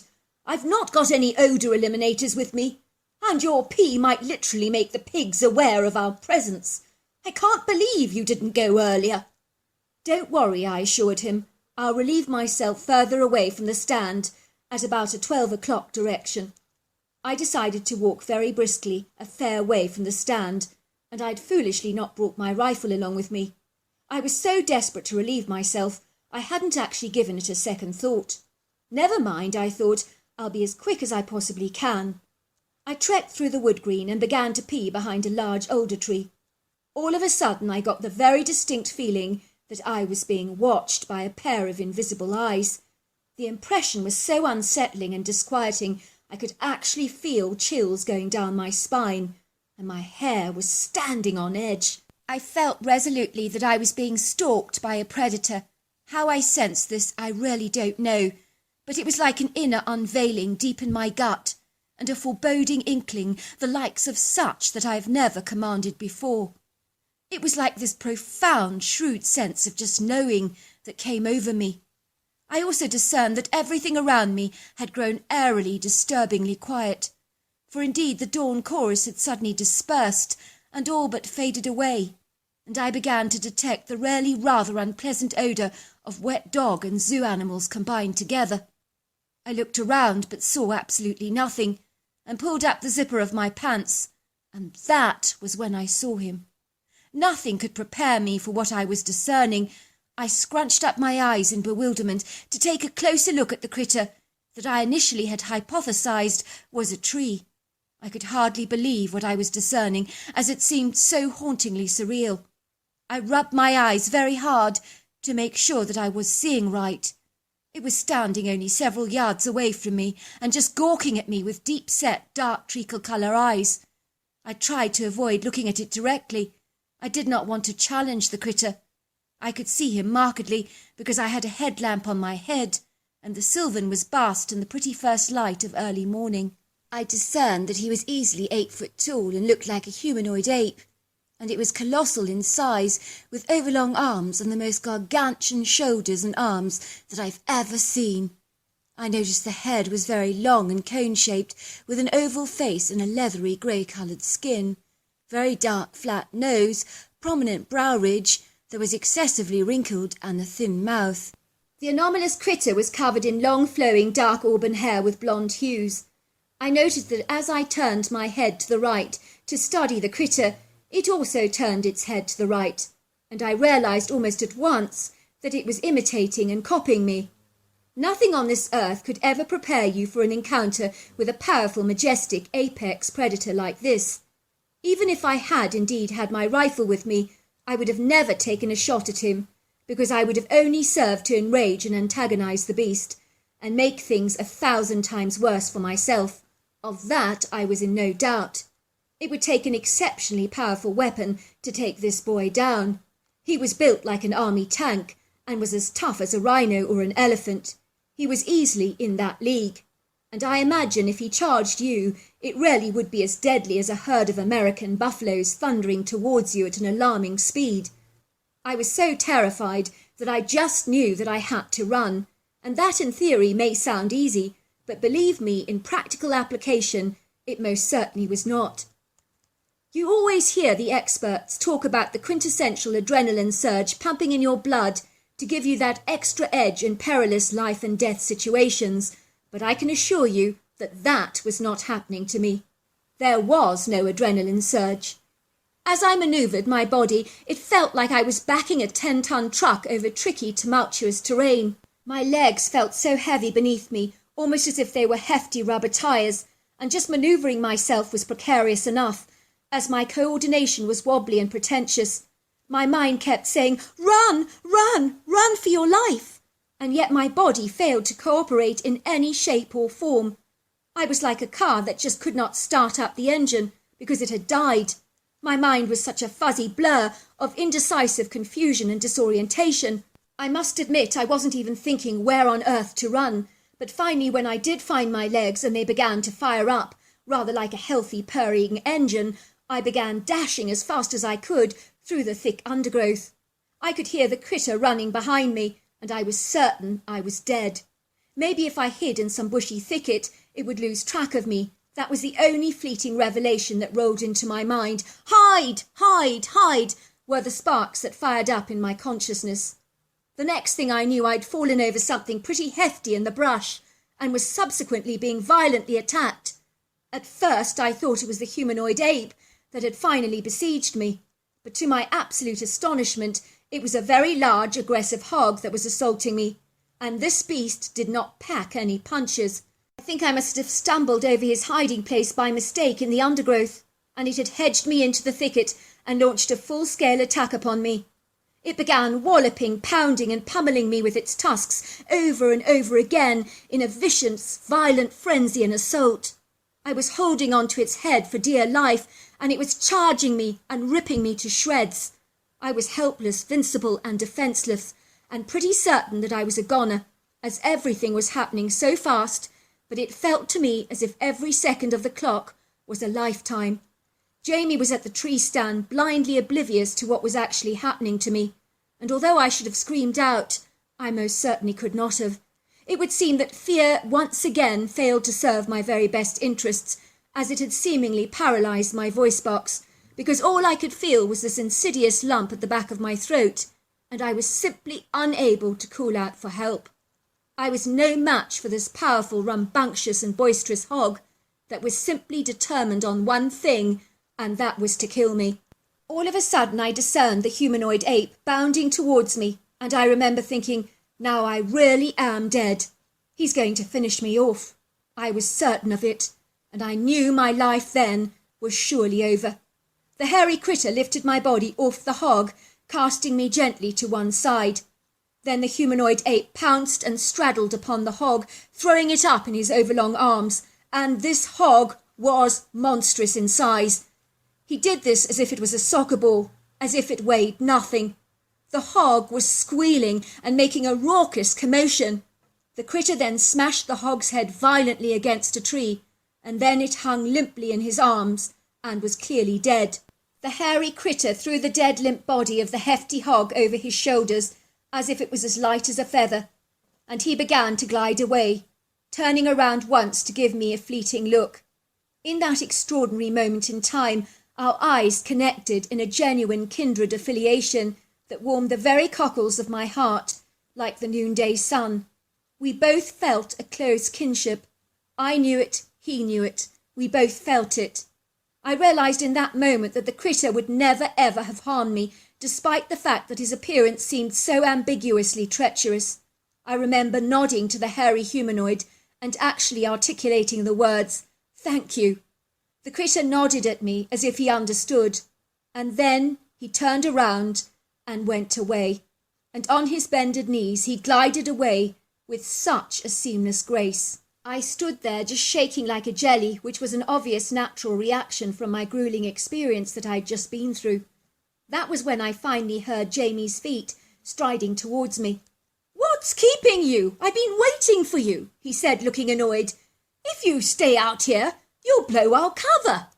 I followed Jamie back obediently to the tree stand, and that was when he suddenly noticed that I was bleeding and very badly cut up. "What the heck happened to you?" he asked. "I had a bit of a scrap with a hog." Jamie looked flummoxed. "A hog attacked you?" "That's right," I said. "How did you escape?" he asked, looking very perturbed. "Those things can be cantankerous." "I managed to get away," I said, without any explanation. We retreated back to Jamie's car to retrieve the medical kit and to attend to the plethora of wounds that I had. Even I was horrified about how badly cut up I actually was. It rather looked like someone with a large knife had slashed me all over my legs. I'm glad the hog didn't get me on an artery. Once I was cleaned up and dotted with hundreds of plasters, we finally returned to our tree stand. For some reason, I couldn't tell Jamie about the humanoid ape. I don't know why, but I just couldn't. I clammed up like an oyster in a shell. I think I was trying to process what had just transpired. It's very hard to explain to you why, but when you experience something so outlandish and extraordinary, it's almost like you need to marinate in the juices of your thoughts for a while, and you just don't feel like sharing the incident with anyone until you've made sense of it all yourself. Although we went back to the tree stand to continue our hunt, I never said a word to Jamie, but stared into space vacantly, with thoughts so far away from the hunt. Once there was corn around the trees scattered there by the automatic feeder. As if by clockwork, several hogs suddenly approached the stand and began to eat the corn on the ground below. Jamie and I remained incredibly still, and when he got a hog in the particular angle that he wanted to shoot at, he aimed his rifle in between a very large hog's shoulders. It was a perfect shot, and the hog dropped to the ground immediately, while the other hogs scattered away in terror. "See, I told you," said Jamie. "Did we need a guide to help us take down this hog?" "I don't think so." It must have been 2 weeks that passed by before I finally told Jamie what I'd actually seen that day. He was really peeved off with me for not telling him what had happened to me on the day in question, but I told him it would have been impossible to share that in that moment. "You saw a Bigfoot," he said, looking at me in absolute astonishment. "You know what a big deal that is. Why the heck didn't you tell me? You know how much I would love to have seen the critter. It's not fair. Why didn't it happen to me? I feel very cheated. I wish I'd wanted to relieve myself as well. Then I might have seen it too." "You have no idea what you're talking about," I told him. It was the most petrifying encountering that creature. He was so intimidating and alarming because he was so huge. You cannot appreciate that until you actually see one for yourself. "But the Bigfoot saved your life," said Jamie. "He rescued you from that hog." "I know, but at the time when he came bounding towards me, I thought it was me he wanted to harm, not the hog. I realised, of course, I was wrong, and when I looked into his eyes, we connected, and I could see a kindness there that I hadn't discerned before, because I avoided eye contact the first time I encountered him. I guess I misjudged him based on his appearance. I really thought I was the victor on our hunting trip, said Jamie, killing that hog. But you definitely eclipsed me. You stole my thunder, because you encountered a Bigfoot. I really feel hard done by now. Jamie and I did go back to the hunting ranch on many more occasions, and over the years have become proficient hog hunters and really enjoy and appreciate the sport. We've even helped the owner on his truck with his dogs, sterilising and castrating hogs. I never saw the Bigfoot again, but I'm still hoping for another encounter, because I know if I see him, he will remember me, and I emphatically believe we have a special connection, and I'm certain that he would never ever harm me. So there you are. That's my story. Dear Sarah, and all your lovely listeners, my name is Michael, and I'm from West Virginia, where I grew up on a very large farm with my parents and my younger sister Tricia. We produce hay and tillable timber on our land. We live in a breathtakingly beautiful part of the world. Growing up, we lived in an old colonial stone, 3-story rectangular-shaped farmhouse.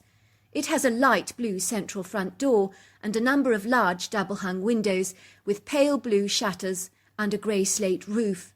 It was and still is a very unpretentious functional home with a lot of old-world charm and character about it. It was built in the 1700s, but over the years has required a great deal of fastidious loving care and natural restorations to preserve its quintessential historic integrity. I love the sweeping old-fashioned staircase and the magnificent stone fireplace in the house that give it such a cosy, congenial and welcoming atmosphere. To access our property, you drive down a very large, bumpy gravel road that reaches a very pronounced fork on the end of a cul-de-sac, and you can either take a turning to the right or a turning to the left. When you turn to the right, you drive down a smaller gravel path until you finally reach our farm gate, with the name Whispering Pines, which is painted in white on a piece of driftwood, which is the name of our farm. If you open the gate and drive up a long turf-lined driveway, going up a slight hilly elevation, you'll enjoy the pleasurable galvanizing views that surround you and are even more ravishing during the autumn months when the trees turn into golds, pinks and red hues. You'll behold the undulating rolling green hills, the exquisite prairies, a pond, a silvery stream that traverses through the valley, and ubiquitous areas of large statuesque trees. There's also an extensive large garage where we store all our farming equipment, and of course our cars. There's a couple of large barns and a sizable stables that can house as many as 12 horses. On our farm we have 2 grey mares, 6 billy goats, 3 sheep, and plenty of free-range chickens, and of course 3 very boisterous and rambunctious brown Labradors that we would never do without. I'm fortunate to have very wholesome parents who are warm-hearted, easy-going people, to a degree of course, but nothing was to prepare them for what I was about to do on one Sunday afternoon that had the potential to dramatically change their lives in ways they never envisaged possible, and it most certainly did. It all began when I spent a lot of time on Leith, my very best friend's father's cattle ranch, which was situated in relatively close proximity to our own farm. Leith and I spent copious amounts of time together and became like bosom brothers. It would seem that I was adopted and regarded as another beloved and much-loved member of his extended, very sizable family. One day when I was about 14 years old, Lee's father asked if we'd like to visit a cattle auction. He wanted to buy some livestock for his ranch and thought it would be a great learning experience for us to observe one of these cattle auctions firsthand, especially as Lee was hoping to follow in his father's footsteps one day by carrying on the family tradition of running a cattle ranch himself. Now Lee's father, Claudio, was one of a kind and really rather quirky and eccentric. He was a nonconformist kind of man, and the kind of person that listened to his gut and wore his heart on his sleeve. He would say it exactly how it was, and was direct, genuine and honest, never concerning himself with political correctness or social niceties. He couldn't be bothered with all that futile and meaningless stuff. He celebrated being authentic and real, which meant that you knew you could trust him completely in any given situation, because he would never pussyfoot around the truth, and would say it exactly as it was. Claudia dressed like a true rancher, wearing a stylish black cowboy hat, black Levi jeans, a very debonair cowboy belt, with a funky buckle depicting a bull, and a rather zooty pair of cowboy boots. As a young man, I knew that Claudia was an extraordinary role model, and when I grew up, I aspired to becoming exactly like him. I was excited about this auction, as I'd never been to one of these events before, and the idea both appealed and intrigued me, and Leith was equally as enthusiastic as I was, as he had an ardent passion for cattle, much like his father, and really enjoyed assisting him on the farm. I knew one day he'd become an awesome rancher himself, because he possessed all the attributes and qualities required for the job, which is not for the faint-hearted, I assure you. As we were walking around the auction, we passed several bulls, each in their own stand, and they really were arresting, imposing critters, so they got my immediate attention and admiration, because they were fine-looking beasts. It was when I passed a large, black, dignified-looking bull that was standing alone in the pen that something stirred inside me on a deeply emotional level. It was in that moment something completely outlandish happened to me that not even I was prepared for, nor can I possibly explain. The handsome bull looked at me with his dark, soulful, intense eyes, and our eyes met. I know it sounds irrational and incongruous, but I knew without a shadow of a doubt that I wanted to own this prodigious, exemplary-looking bull. I felt such a magnetic prepossession connection to the critter, and I couldn't walk away from him. That idea was simply inconceivable and incomprehensible to me. I knew I just had to have him. "I see you're looking at the bull," I heard a man's voice greeting me with a friendly tone. "Handsome-looking fella, isn't he? And he comes from very fine stock, I assure you. He'll sire some very healthy-looking calves." "How much is he?" I asked. "I want to buy him." "You have to purchase him at the auction, son. The highest bidder will get him. That's how it works around here." "Do they make good pets?" I asked the man, who looked at me with a rather befuddled, baffled expression on his face. "You want him as a pet?" he said, rubbing his moustache with a look of reflective contemplation on his face. "Well, I'll tell you something for nothing. A bull like this can be more loyal than a dog, if you treat him right, of course. That I can promise you. But if you don't want to breed from him, you should give him the snip." I gave the man a huge smile. "Thanks a lot," I said. "I'll see you later at the auction." I began searching for Leith's father. It took me a long time to find him, but then I saw him there, talking garrulously to some other ranchers. He clearly knew them very well, and they were having a casual, nonchalant talk about cows. I knew that they wouldn't be talking about anything else. "I like Angus cattle," I heard Claudia say. "They produce decent meat, with very good marbling." "I like the Hereford," said another rancher. Suddenly Claudia saw me standing there, and he could see that I was champing at the bit to get his attention. I clearly wanted to tell him something. "Yes, son, what's it?" he asked me. "I have a huge favour to ask you," I said. "Will you buy me a bull? I'll pay you back. I've saved up a lot of pocket money, and I think I have over $2,000 in my bank account. I can't be sure, but I promise you I will pay you back, every single last penny." "Why do you want a bull?" asked Claudia, looking at me with an expression of astonishment on his face. "I saw him over there in the pen.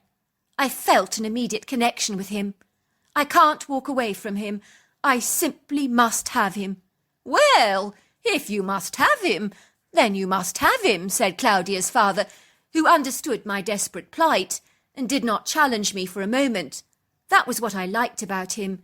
He was so down-to-earth, practical, considerate, and always exceedingly generous. "You are buying a bull?" asked Lee, looking at me with astonished eyes that grew as wide as saucers and a jaw that literally hung to the ground. "Are you for real? A bull isn't a dog, you know. What will your parents have to say about it?" "I want him," I said. "I can't explain it, but I have to have him. And Mum and Dad did promise me that I could get myself a pet." "Not like this, surely. You're super weird," laughed Lee. "I've never heard of anyone keeping a bull for a pet. Your parents are in for one hell of a surprise. Your mother will probably pass out from the shock." Before long, the auction began, with auctioneers speaking so fast.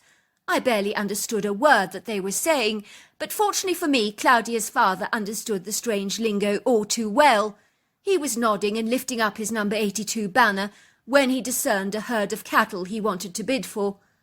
Then the magical moment arrived, and the majestic, powerful, formidable black bull that I'd fallen for entered the ring, displaying himself to an attentive, admiring audience, who nodded approvingly and remarked about what an impressive specimen he was for breeding. I was panicking as I looked around the bewitched crowd, watching the cards going up all too eagerly during the bidding. "Please, no," I was begging in my heart. "Please, God, don't let them bid beyond what I can afford."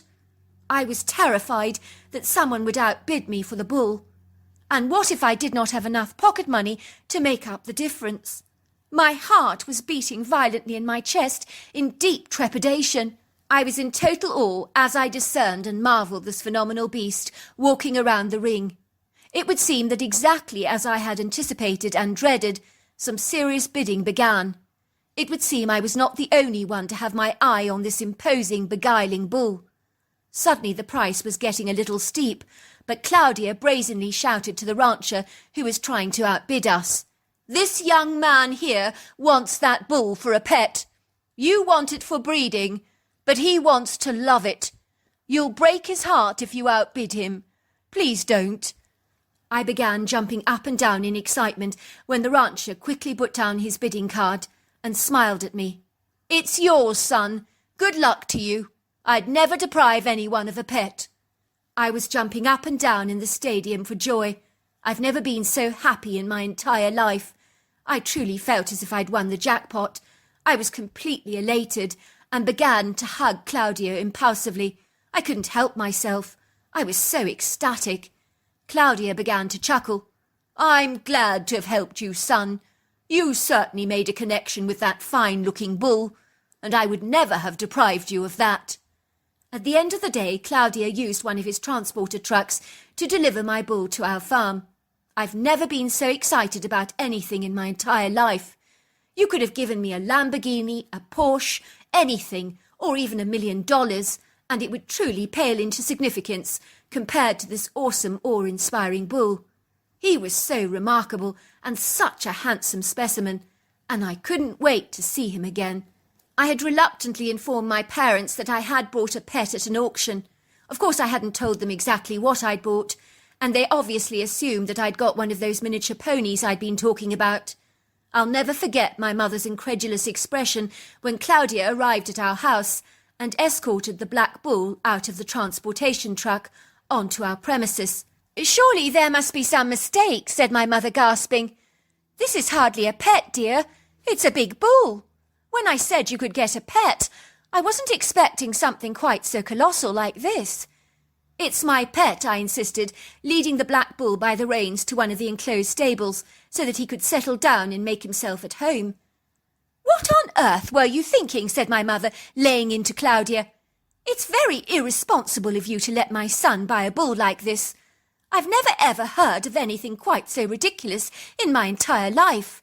My son is very impulsive. He's not thinking straight. What on earth are we going to do with a great hulking beast like him loitering around our farm? He may terrorize the other animals." "Your son wanted the bull." "I wasn't going to stop him, ma'am," said Claudia, hastily getting back into his truck to avoid a further confrontation with my mother. He got into the seat, accelerated the engine, and drove away. "What a frightful man," said my mother. "The nerve of the man! Honestly, a bull for a pet. I've seen everything now. What the heck is my son thinking?" I was admonished, cautioned, and forewarned by my well-meaning parents that if the bull caused any trouble on our farm, it would be going to the knacker's yard. But I wasn't concerned at all, because I knew that buying the bull was the very best thing that I'd ever done in my life, and I chose to call him Nevada Sky. I remember in the early days Nevada Sky was a little reticent, bashful, diffident, and wary of me, but who could blame him? But as time went by, he became more and more congenial, and really rather affectionate. One day when I was mucking out the horse stable, Nevada Sky came right up to me and began to nuzzle me very gently. I proceeded to stroke her hefty torso lovingly, and within days we had become so bonded, and our relationship blossomed as he began to trust me more and more. Nevada Sky was to become more dotingly loyal and faithful than any dog I've ever known. Before long, he had not only won my heart over, but everyone on the farm, including the animals that absolutely adored him, and so did my previously prejudiced, sceptical, and vacillating parents. He was so docile, mellow, and easygoing, and often followed me around like an amenable dog, and this animal was the most loving pet that I've ever owned. Even my parents were forced to concede and acknowledge that he was the most remarkable, kindly animal. My mother even apologized to Claudia about being so gruelingly hard on him when he first delivered Nevada Sky to our property. "I thought you'd lost your marbles," she told him, "but now I see how wrong I was. I always thought bulls were feisty, aggressive animals, but Nevada Sky is a treasure. We adore him. Well, when your son told me he wanted that bull, I knew he'd made a soul connection with the critter. You must never ever dishonour something that was predestined. Soul connections are always meant to be. They should never ever be dishonoured." I would spend so much time with Nevada Sky and even lie on his back in the middle of the prairie. I would talk to him about everything on my heart, and always felt as if he was listening and understood. That was how close our relationship and friendship was. Although the robust, hefty Nevada Sky knew his own strength, might and power, he was very punctilious about being gentle to all the animals, and most especially to me. To date, I have never loved an animal as much as Nevada Sky. One day we determined that someone was actually braiding our horses' manes in the stables at night. This only occurred when the whole family had long since retired to bed and were fast asleep. We were exceedingly mystified and surprised by this rather quirky, incongruous behaviour. The horses' long, flowing, dark manes were superbly, meticulously braided. They looked incredible. Who was braiding their manes, and for what reason, we could not imagine. It was clearly apparent that nothing in our stables had been stolen, and there were expensive saddles and horse equipment lying around, none of it that was taken. Furthermore, if anything had upset, discomposed, or stressed our horses in any way, they would invariably have made a raucous commotion with whinnies and neighs that would have ultimately woken us up in a trice. Yet that never transpired, and was an enigma to us. If that wasn't odd enough for you, our horses did not appear to mind this strange anomalous behaviour, which was incredulous for us, because they were naturally reticent, apathetic, and jaded by strangers. My parents were exceedingly perturbed, and so they put up a trail camera to see if we could catch a sighting of the culprit in action. My father perceived that it might be the boy in a neighbouring farm that was plaiting our horses' manes, but that was nonsensical to me, as they had 8 horses, so why would the young man creep up to our farm in the middle of the night just to braid our horses' manes? It didn't make any sense to me at all. The trail camera was absolutely useless because the perpetrator of these harmless, innocuous, benign shenanigans was one step ahead of us, and subsequently turned the trail camera around to face the wall, and so we never did get a picture of the mysterious, elusive person who was taking a great deal of pride in braiding our horses' manes. One night I awoke at about 3 o'clock in the morning and felt really restless and very wakeful. I'm really not predisposed to insomnia in any manner of means, but on this particular occasion I couldn't sleep a wink for some peculiar reason. This was when I decided to go into the horses' stables and visit Nevada Sky in her large stable. I wanted to talk to him and the horses and maybe brush their coats. I put on my dressing gown, slippers and a headlamp and proceeded on my way towards the stables. Nothing was to prepare me for what I was about to see. At the far corner of the stable in the horses' enclosure, I saw the silhouette of a tall man, who was a big and hefty man, rather like Arnold Schwarzenegger when he was in his prime. I thought at first it was a man wearing a furry onesie. It seemed that both Ladybug and Buttercup, our 2 grey mares, were really enjoying the attention they were receiving from this enigmatic, inscrutable stranger, and were very comfortable in his presence, whoever he was.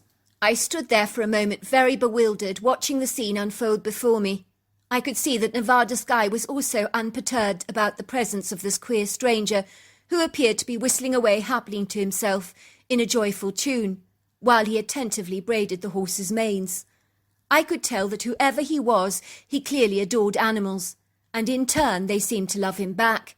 Yet I couldn't discern who this man was, for I'd never seen such a sizable man before. Suddenly Nevada Sky began mooing and grunting and became very excitable because he could see me standing there in the doorway, and he was so happy. At that moment the man's head swiveled around, and that was when I realised that this was no man. But what on earth was it? The critter looked like a man, but he wasn't a man. And he looked like an ape, but he wasn't an ape. He was somewhere in between the two of them. Suddenly it hit me hard, like a blast of thunder. Oh my God! It's a Bigfoot, I thought. I could hardly believe what I was discerning. The creature fitted the description of documented reports. It was easily 6.5 feet tall, 500 pounds, and 2.5 foot wide. He was covered in long, flowing, dense black hair that looked rather magnificent, and it was so black it was almost blue. His overlong, powerful arms and legs were muscular, dense, sinewy, and very strong. I discerned the burly shoulders on this critter were Herculean in size, with an elongated scowl that seamlessly folded into the shoulders in one neat swoop, with no neck to actually speak of.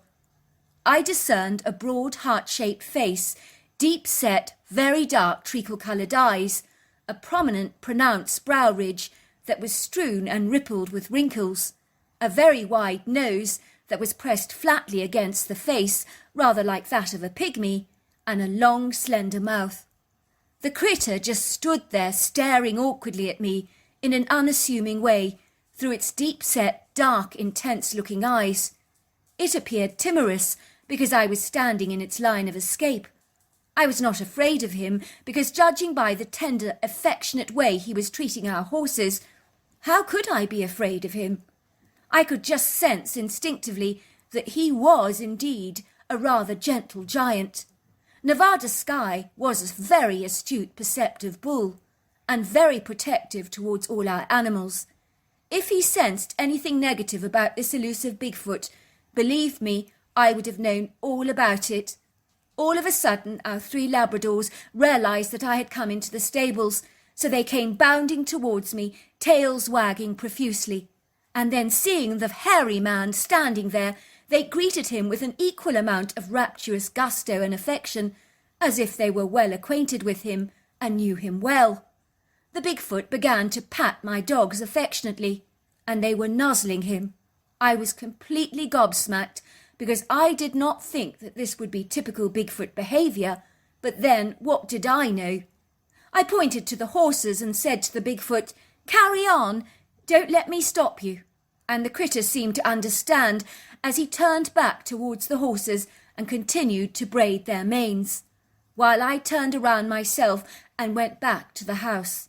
I was nonplussed and awestruck by what I had seen, and I was thrilled to have an extraordinary encounter with the hairy humanoid myself. All these years later, I still live on our farm in a brand new home that denotes the same colonial aesthetics as our original colonial farmhouse. Only this new home is designed to harmoniously blend with the original farmhouse where my parents currently still reside. I live in my home with my wife and help manage the farm with my father. Sadly, one of my best friends in the entire world, Nevada Sky, died 3 years ago of old age, and it was dreadfully sad. I know he had a blessed and wonderful life, yet more to the point he gave us so much back, more than I could ever have dreamed was even possible. I had thought of buying another bull to replace him, but after losing Nevada Sky, the dreadful pain of his death hit me hard like a knife in the guts, and I'm still not over his passing. In truth, I think no one is. Even my mother cried for many weeks once he left us, and when her friends discovered she was crying over a bull, they were absolutely amazed. But you had to have known Nevada Sky to comprehend our grief. After Nevada Sky died, the Bigfoot that visits us left a huge pair of antlers in his stable. I knew it was his way of extending his commiserations to us and honouring Nevada Sky. The Bigfoot's thoughtfulness touched me to the quick. I have those impressive antlers along with a portrait of Nevada Sky in pride of place hanging on my mantelpiece. As for Bigfoot, he has continued to braid our horses' manes for many long years, but recently, about a year ago or so, it stopped, so I think he might have moved away to pastures green. I do hear people saying very often that Bigfoots are dangerous, but I can assure you even the animals on our farm love that Bigfoot, so they can't all be hostile and aggressive critters, as they are so often reported to being. Never once did that Bigfoot take so much as a chicken from our ranch. One day about 4 years ago, my mother encountered the Bigfoot as she was driving her car down the driveway. The critter crossed her path. She was so surprised to see him because the creature actually waved at her and seemed really congenial. I would say she was so flustered by the encounter, but in a good way. When she realised he was the one braiding our horses' manes, she began to leave him food gifts in the stables from apples to nuts, and he would in return leave her gifts like feathers and stones, which absolutely thrilled her. While this was all transpiring, my father was very dismissive and highly sceptical about the claims that Bigfoot is real. One day he had an encounter with the critter himself in the wood green. The Bigfoot just looked at him as if to say, "I'm real, I exist, get used to it." It then glided away, but I heard my dad say under his breath, "Well, I never," 100 times a day for the entire week. That's how shocked he was about what he had observed. So there you are. That's my story.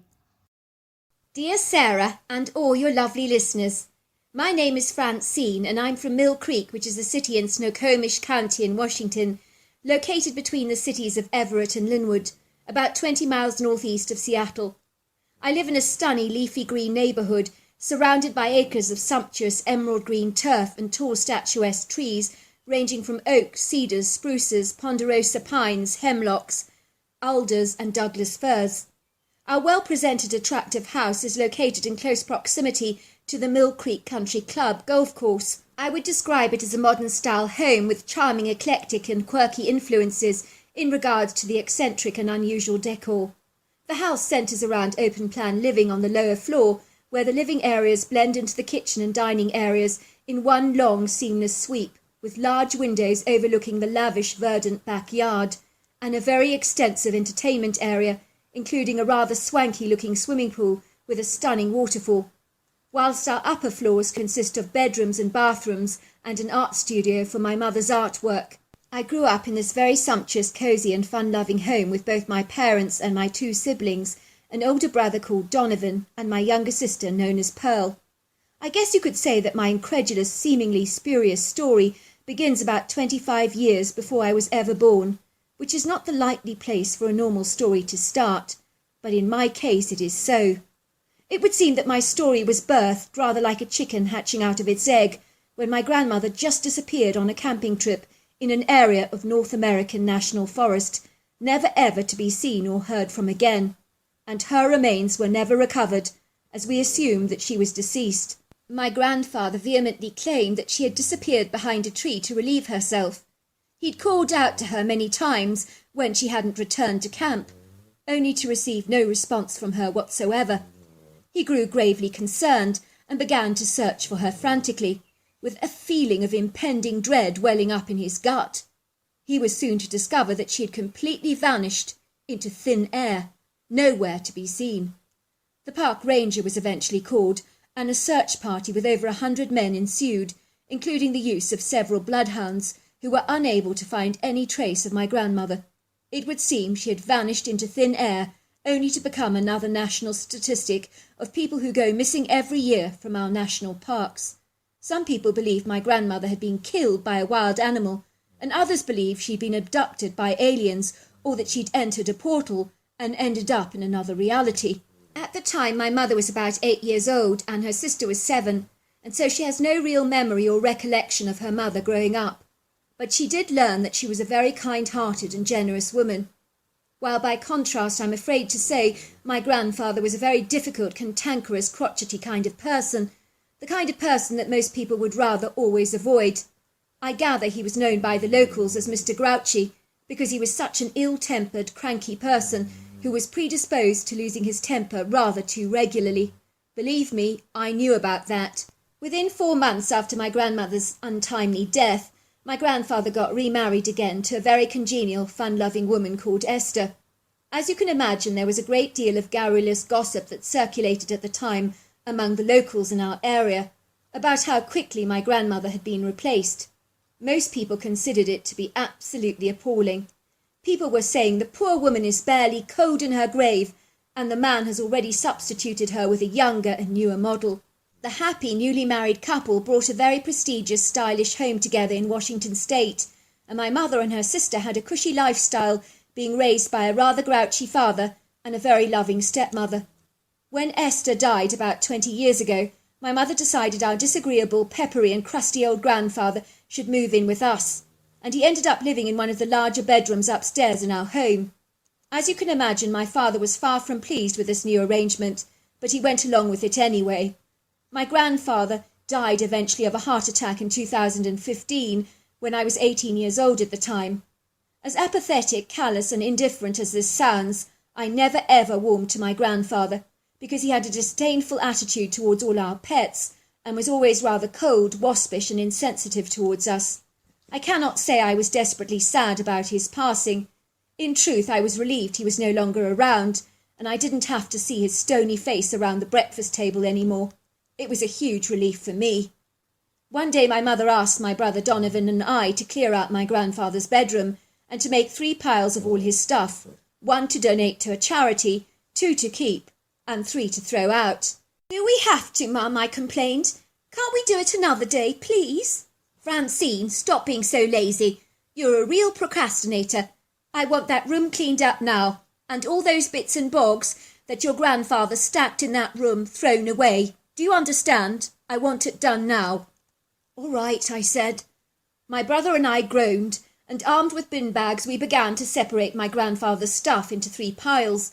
At first it seemed really rather overwhelming, as for an old man he seemed to possess rather a lot of stuff, but once we got the system going things began to flow rather smoothly, and we became swift and efficient. It is a lot easier throwing away someone else's stuff than your own, as you haven't formed attachments to their things, as you invariably have with your own stuff, so the job at hand is much easier than I imagined. So things were going very well. "What shall I do about this?" I said to my brother, opening a shoebox full of papers. "Throw it away," said Donovan. "Are you sure?" I asked, rifling through the papers ever so briefly. It was then that something caught my eyes, and they grew as wide as saucers, and I hastily went to sit on the bed. "What on earth is wrong?" asked Donovan. "You look as if you've seen a ghost." "Look at this," I said, pulling out a pile of loose cutouts. "Don't you think this is odd? These are all newspaper clippings of missing people that vanished in areas of national forest." "What's wrong with that? Don't you think grandfather was obviously interested in people who went missing? He possibly wanted to determine what indeed had happened to our poor grandmother." "What's odd about that?" said Donovan. "Do you not think that Grandpa was obviously interested in people who went missing from national forests?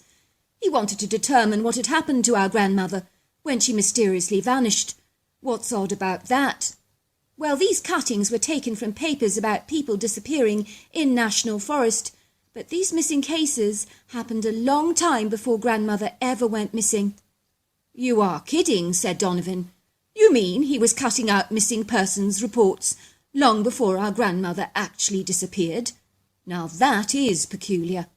"Yes, that's exactly what I mean." We began to rifle through all the contents of the shoebox, and the more we discerned, the more horrified and astonished we became. We discovered a hectically big life insurance policy that was taken out on my grandmother a year before her vanishing. My grandfather had indeed received a hefty payment unbeknown to any of us after her disappearance. We found articles on murder cases that the police had clearly investigated, and how the criminals had finally got caught. There was an article also on how to commit the perfect crime and to get away with it. It would seem rather too coincidental for my liking. It might have explained why my mother had enjoyed a high standard of living growing up. We also recovered some airy photographs of my grandmother at the National Forest on the very day that she vanished. In the picture she looked very happy and radiant. I felt sick to my stomach, and the nausea was welling up in the back of my throat. Could my grandfather have effectively murdered my grandmother, I wondered? Are you thinking what I'm thinking? I asked Donovan. You mean, did the old codger kill our grandmother in order to get a high insurance policy payout? Yes, that. I wouldn't put anything past the greedy old cretin. I tell you what I think. I believe he used the National Forest as the perfect cover to report her missing, and he somehow managed to dispose of her body. No one would be suspicious of him, because so many people vanish in national parks every year, so she was just another statistic. But in our grandfather's case, a perfect opportunity to commit a murder and get away with it, without anyone raising a suspicious eyebrow. But her dead body, I said. It was never recovered. The bloodhounds reached a dead end. They discovered nothing. Maybe he buried her somewhere, possibly even at the national park. No one would have seen him in such a vast area of wilderness.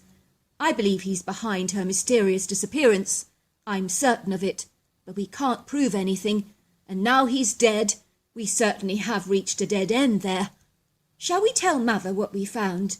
No, don't do that, said Donovan. Imagine how betrayed and devastated she would feel if she thought her father was a cold-blooded killer. I think it's kinder for her not to tell her anything. You know the saying, ignorance is bliss. It rarely applies in our mother's case. I agree, I said, but I think we should go camping at that forest and throw some flowers in the stream to commemorate our grandmother by. It would be a nice thing to do, especially if her ending may have been so heartless. I think that's a great idea, said Donovan. And so it was. About 2 weeks later, my brother and my younger sister Pearl and I went to the very same national park where my grandmother went missing all those years ago. I brought some flowering pot plants with me instead of flowers to plant there in the soil to commemorate our grandmother, in the hope that they would continue to grow in the forest. I brought some violets, Virginia bluebells, lilies and some daffodil bulbs. We drove down a long road surrounded by high embankments carpeted with tall alpine trees on either side, and then we took some small remote road off the beaten track that was heavily dispersed and bestrewn with stones and pebbles, which meant that our car jolted and wobbled precariously the entire journey. Before long we found a shaded retreat flanked by lots of statuesque trees, overlooking a glorious gurgling stream. The beautiful water cascaded over the sculptury rocky outcrops in white foamy bubbles, and the gigantic waterfall was suspended from a high mountainous elevation, and it thundered down the rocks in powerful jets of white water, and it was breathtaking to behold. In a trice we found a quintessential perfect spot to hitch up our tent for the night, and I was feeling very excited. It had been quite a while since I last went camping, and it was great that it was just the three of us on this little spontaneous adventure. We decided to go for a quick hike in the woods, and I brought my trowel with me and the pot plants, and we proceeded to plant them in the sylvan, and they looked stunning. We then said a few words to our grandmother. I said, "Granny, I don't know whether your bones are in this park or not, but I do know that this was the last place that you were ever seen alive. I so regret never getting to know you, but may your soul rest in peace wherever you are, and I'm so sorry about the grievous way that you could have lost your life and the way it might have ended, especially if it was at the hands of our grandfather." After our quaint little ceremony, I think we all felt a peacefulness flood over us, almost as if we could sense the presence of our grandmother, whom we'd never known in life. We went back to the campsite to set up a fire pit and to cook some of the meat we'd brought with us. We piled the grill with sausages and marinated chicken breasts, and before long we were tucking into a sumptuous feast served with lashings of delicious potato and Greek salad. After we'd eaten our fill, we went into our tent to lie down for a while, as our full bodies made us feel sluggish, lazy and rather sleepy. I think we must have slept for a good few hours, and when we finally did awaken, we discerned that the fire pit was dying, with only a few faint smouldering ashes left behind. The vast firmament above us was scattered in hundreds upon hundreds of tiny silvery stars. There was a large ivory luminescent moon that was not quite full, yet it smiled down upon us. We could hear the crickets and the frogs, and it was indeed an enchanting evening, so relaxing and incredibly peaceful. "How about an evening hike?" said Donovan, grabbing his rifle. "I think it would be lovely to go for a walk under the stars. It's such a beautiful night." It seemed like a great idea, and we all put on our headlamps and ventured out into the night. We walked into an area of thick, lush, verdant forest, and I can only describe it as a sparkling, beautiful night. We came across a couple of raccoons that, on seeing us, scurried away very quickly. Before long, I stood very still and told my sister and Donovan to be quiet. "Shh, shh," I said. "There's someone in the woods chattering away. Can you hear that?" Donovan listened intently. "It sounds like Chinese," he said. "I had no idea we had anyone camped out so close to us. Let's go and check out their campsite, but don't let them see us." We stealthily moved cautiously through the woods, but as we got ever closer, the chattering sound got even louder and was quite high-pitched and elevated. "I don't think that's Chinese," I said to my brother. "It sounds like someone very religious speaking in tongues. I've heard a woman speaking like that in church before." "I think it sounds like gibberish," said Pearl, "like a made-up language." All of a sudden we could see the silhouettes of 3 dark forms with their backs facing towards us, and Donovan beckoned for us to take cover behind a couple of spruce trees. "Are those black bears?" I whispered to my brother. "They can't be," said Donovan. "They're something else, because they're speaking a language. Bears don't communicate or speak like this. They're definitely not bears." Suddenly Pearl gasped. "I think they're Bigfoot," she said. "I'm pretty sure of it." We stood there still listening to the conversation, stunned by what we were observing, and really far too excited and fired up to be remotely fearful. "You really think they're Bigfoot?" I asked Pearl excitedly. "I didn't think those critters were even real." "Well, there is only one way to find out," said Donovan, handing me his rifle and moving directly out of the tree line and walking purposely and intentionally towards the critters in a nonchalant way, as if it was no big deal. "Stop, Donovan! Come back! Bigfoots can be very dangerous and treacherous," I warned him. My lion-hearted, whimsical brother Donovan did not listen. He is most certainly a lovable, kind man, with a courageous, gallant and plucky conviction. He does, however, possess a naive, foolhardy tendency to act imprudently in unpremeditated ways that has invariably landed him in hot water or sticky situations on many occasions. Sometimes his incautious, impetuous and impulsive tendencies have made him appear brazenly tactless, abrupt and sometimes even rude, even when his intentions are always almost very well-meaning. He does not always think before he acts, as his actions are almost always unrepressed and unprompted. "Donovan," I whispered, "come back now! You don't know what you're doing! You're playing with fire!" Did my brother listen? Not a chance.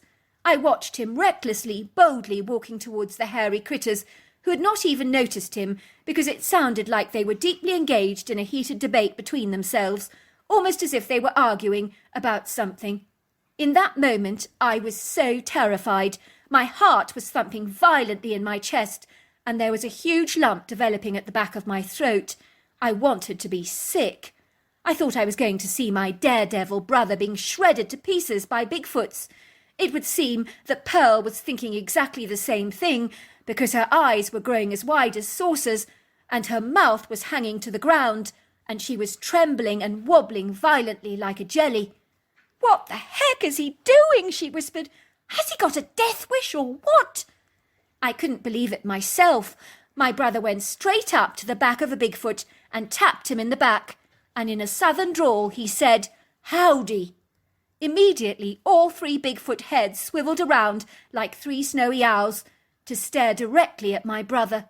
I think they were thrown off guard by his assertive fearlessness and bewildered by his easygoing, congenial manner.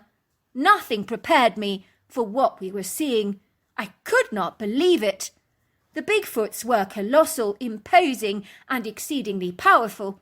I noticed all 3 critters were female, as they had pert breasts and were covered in long flowing dark hair, and their bodies were dense, with sinewy muscle definition and lean body mass. At this point I was only seeing their upper torsos, but I did perceive that the shoulders on these things were titanic in size, and their biceps were pretty massive as well.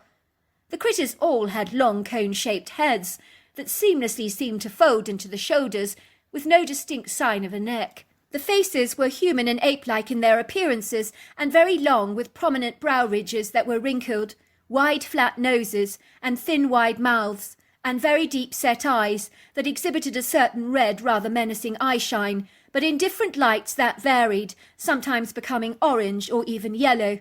Seeing these creatures was so terrifying, but my brother Donovan seemed fearless. I was utterly astonished. My mother always said that they broke the mould when they made him, and she was most certainly right about that. The three creatures studied Donovan curiously and seemed intrigued and interested in him rather than aggressive. I think they'd been so caught off guard by his appearance that they didn't know how to react to him. Donovan did have a way with charming the ladies, regardless of whether they were covered in hair or not, and I promise you he was charming these Bigfoot females effortlessly easily. "So how is it going?" he said, tapping the one female on her shoulder confidently. "I say, ladies, you look lovely tonight, and it's a pleasure to meet you." "Oh, my God," said Pearl, "is he for real? I think I want to throw up, and I want to get sick." "I do too," I said. "Look at Donovan, he's shameless." One of the Bigfoot said a strange word that sounded like, "ah-ee," and so my brother copied the word saying, "ah-ee." In every second syllable he included this word, to the delighted female critters. The female critter said the word again, "ah-ee," and again my brother copied it, and they were so thrilled. They began talking excitedly and including my brother in their garrulous conversation, almost as if they believed he understood their every word. Every time they said a word in their language, my brother copied it, and it seemed that all three critters had warmed to him immensely. It would be like if they said, "Aga," he would go, "Aga." I could tell by this congenial look in their eyes and the way they included him in the conversations, and he acted like he understood every word. I also noticed that he copied the behaviour of the Bigfoots. If one of them scratched their nose intently, so did he. If another one of them scratched their torso, so would he. One of them put their finger in the mouth and sucked it, and so did he. He copied all their outlandish behaviour, which seemed to make them grow very amenable and responsive towards him. I was in total and utter shock, especially when one of the female critters literally offered my brother some wiggling worms on a leaf. I couldn't believe it, he actually ate them. My brother ate those worms, and he thanked the Bigfoot for the snack. Now I know he would hate that. It really was like my brother had hijacked the Mad Hatter's tea party and become one of the guests without discrimination or prejudice. It was utterly extraordinary. Before long, my brother said his goodbye to the Bigfoots, and by their expressions I could tell they were sad to see him go, but they seemed to understand that he needed to leave.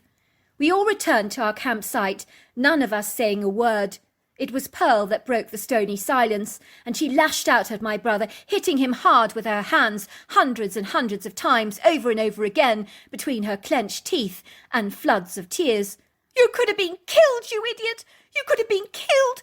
We could have been all killed! How could you go up to a wild animal like that? Are you completely insane? Have you lost your mind? We could have lost you tonight, Donovan. What on earth were you thinking? Those Bigfoot, they're wild! They're dangerous." It was my turn to chastise Donovan and give him a hard time, but even though I tried to, it was like water off a duck's back. He didn't seem to care what any of us thought. "They were so human-like," he said, "so intelligent, humorous, discerning, funny," he piped excitedly. "It was so wonderful to be close up and personal to such extraordinary beasts, like Diana Fossey in Gorillas in the Mist." "Maybe," I said, "but things could have been exceedingly different. You were lucky this time, but don't you ever do that to us again. What I don't comprehend or understand at all is why you weren't terrified." "Oh, but I was," said Donovan. "It was freaking me out when I saw them, when they turned around to look at me. I nearly wet my pants. I'd not envisaged them being so large and intimidating close up. I did wonder for a moment whether they were going to tear me limb from limb. I could sense their power, their strength, and their might." "You didn't look at all afraid," I said. "You looked very confident." "It was all a big act," he said. "I applied the principles of the book I've been reading called How to Win Friends and Influence People.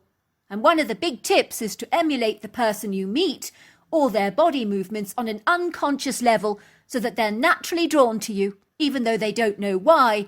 It makes them feel connected to you. I mean, and it worked with the Bigfoots, didn't it? All you have to do is copy them, so if they scratch their head, so do you. If they tap their nose, so do you, and there's a connection there. Well, it certainly worked, I do have to say that. You had them eating out of your hands, and they loved you. I bet if I told anyone what happened, they'd never believe our story. I wouldn't if someone told me this. It's so outlandish and seems incredulous and preposterous.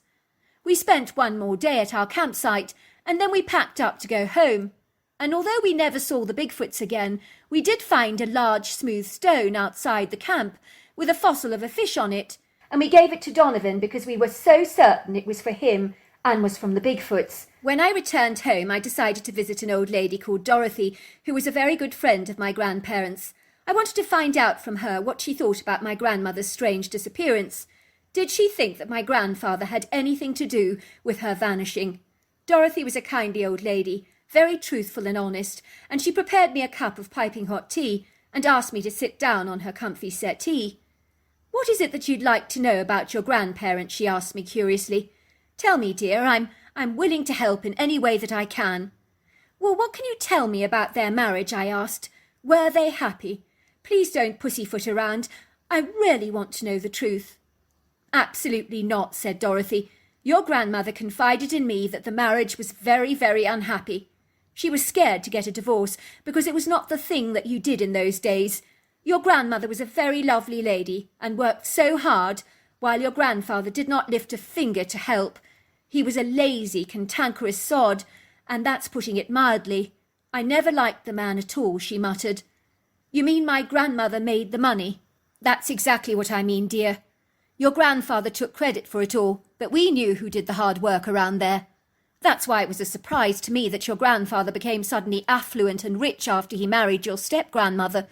We assumed he got the money from her, the new wife, I mean. Esther, I think her name was." "That's right," I said. "So do you think my grandmother really disappeared in that national forest, or do you think that my grandfather actually had something to do with her vanishing?" Dorothy's teacup wobbled precariously when I said those words. She put her cup down and looked at me intently. "I don't believe a word of it, dear. I'm certain your grandfather is behind her disappearance. In fact, I know it in my gut." "What makes you say that?" "It's the way he was behaving when all the shenanigans was going on at the time. He was so indifferent and nonchalant to your grandmother's disappearance. And at her memorial, he wasn't acting like a grieving widower. When I saw his peculiar behaviour at the service, I knew then without a shadow of a doubt that he was responsible for your grandmother's disappearance. He gave me the creeps. All these years later, I think about these events, and I'm disturbed to think that my grandfather may indeed have committed the perfect crime and actually got away with it. So there you are. That's my story." Well, hello there. I hope you enjoyed the omnibus edition. We've got many more coming our way for you to listen to. Sending you love wherever you are in the world, in North America, Canada, Kenya, wherever you may be. I send you lots and lots of love. Thank you for listening to my omnibus, and I really do hope you enjoyed it, because that's the whole idea about it, is to give you some interesting stories to listen to. So until next time, goodbye and good night.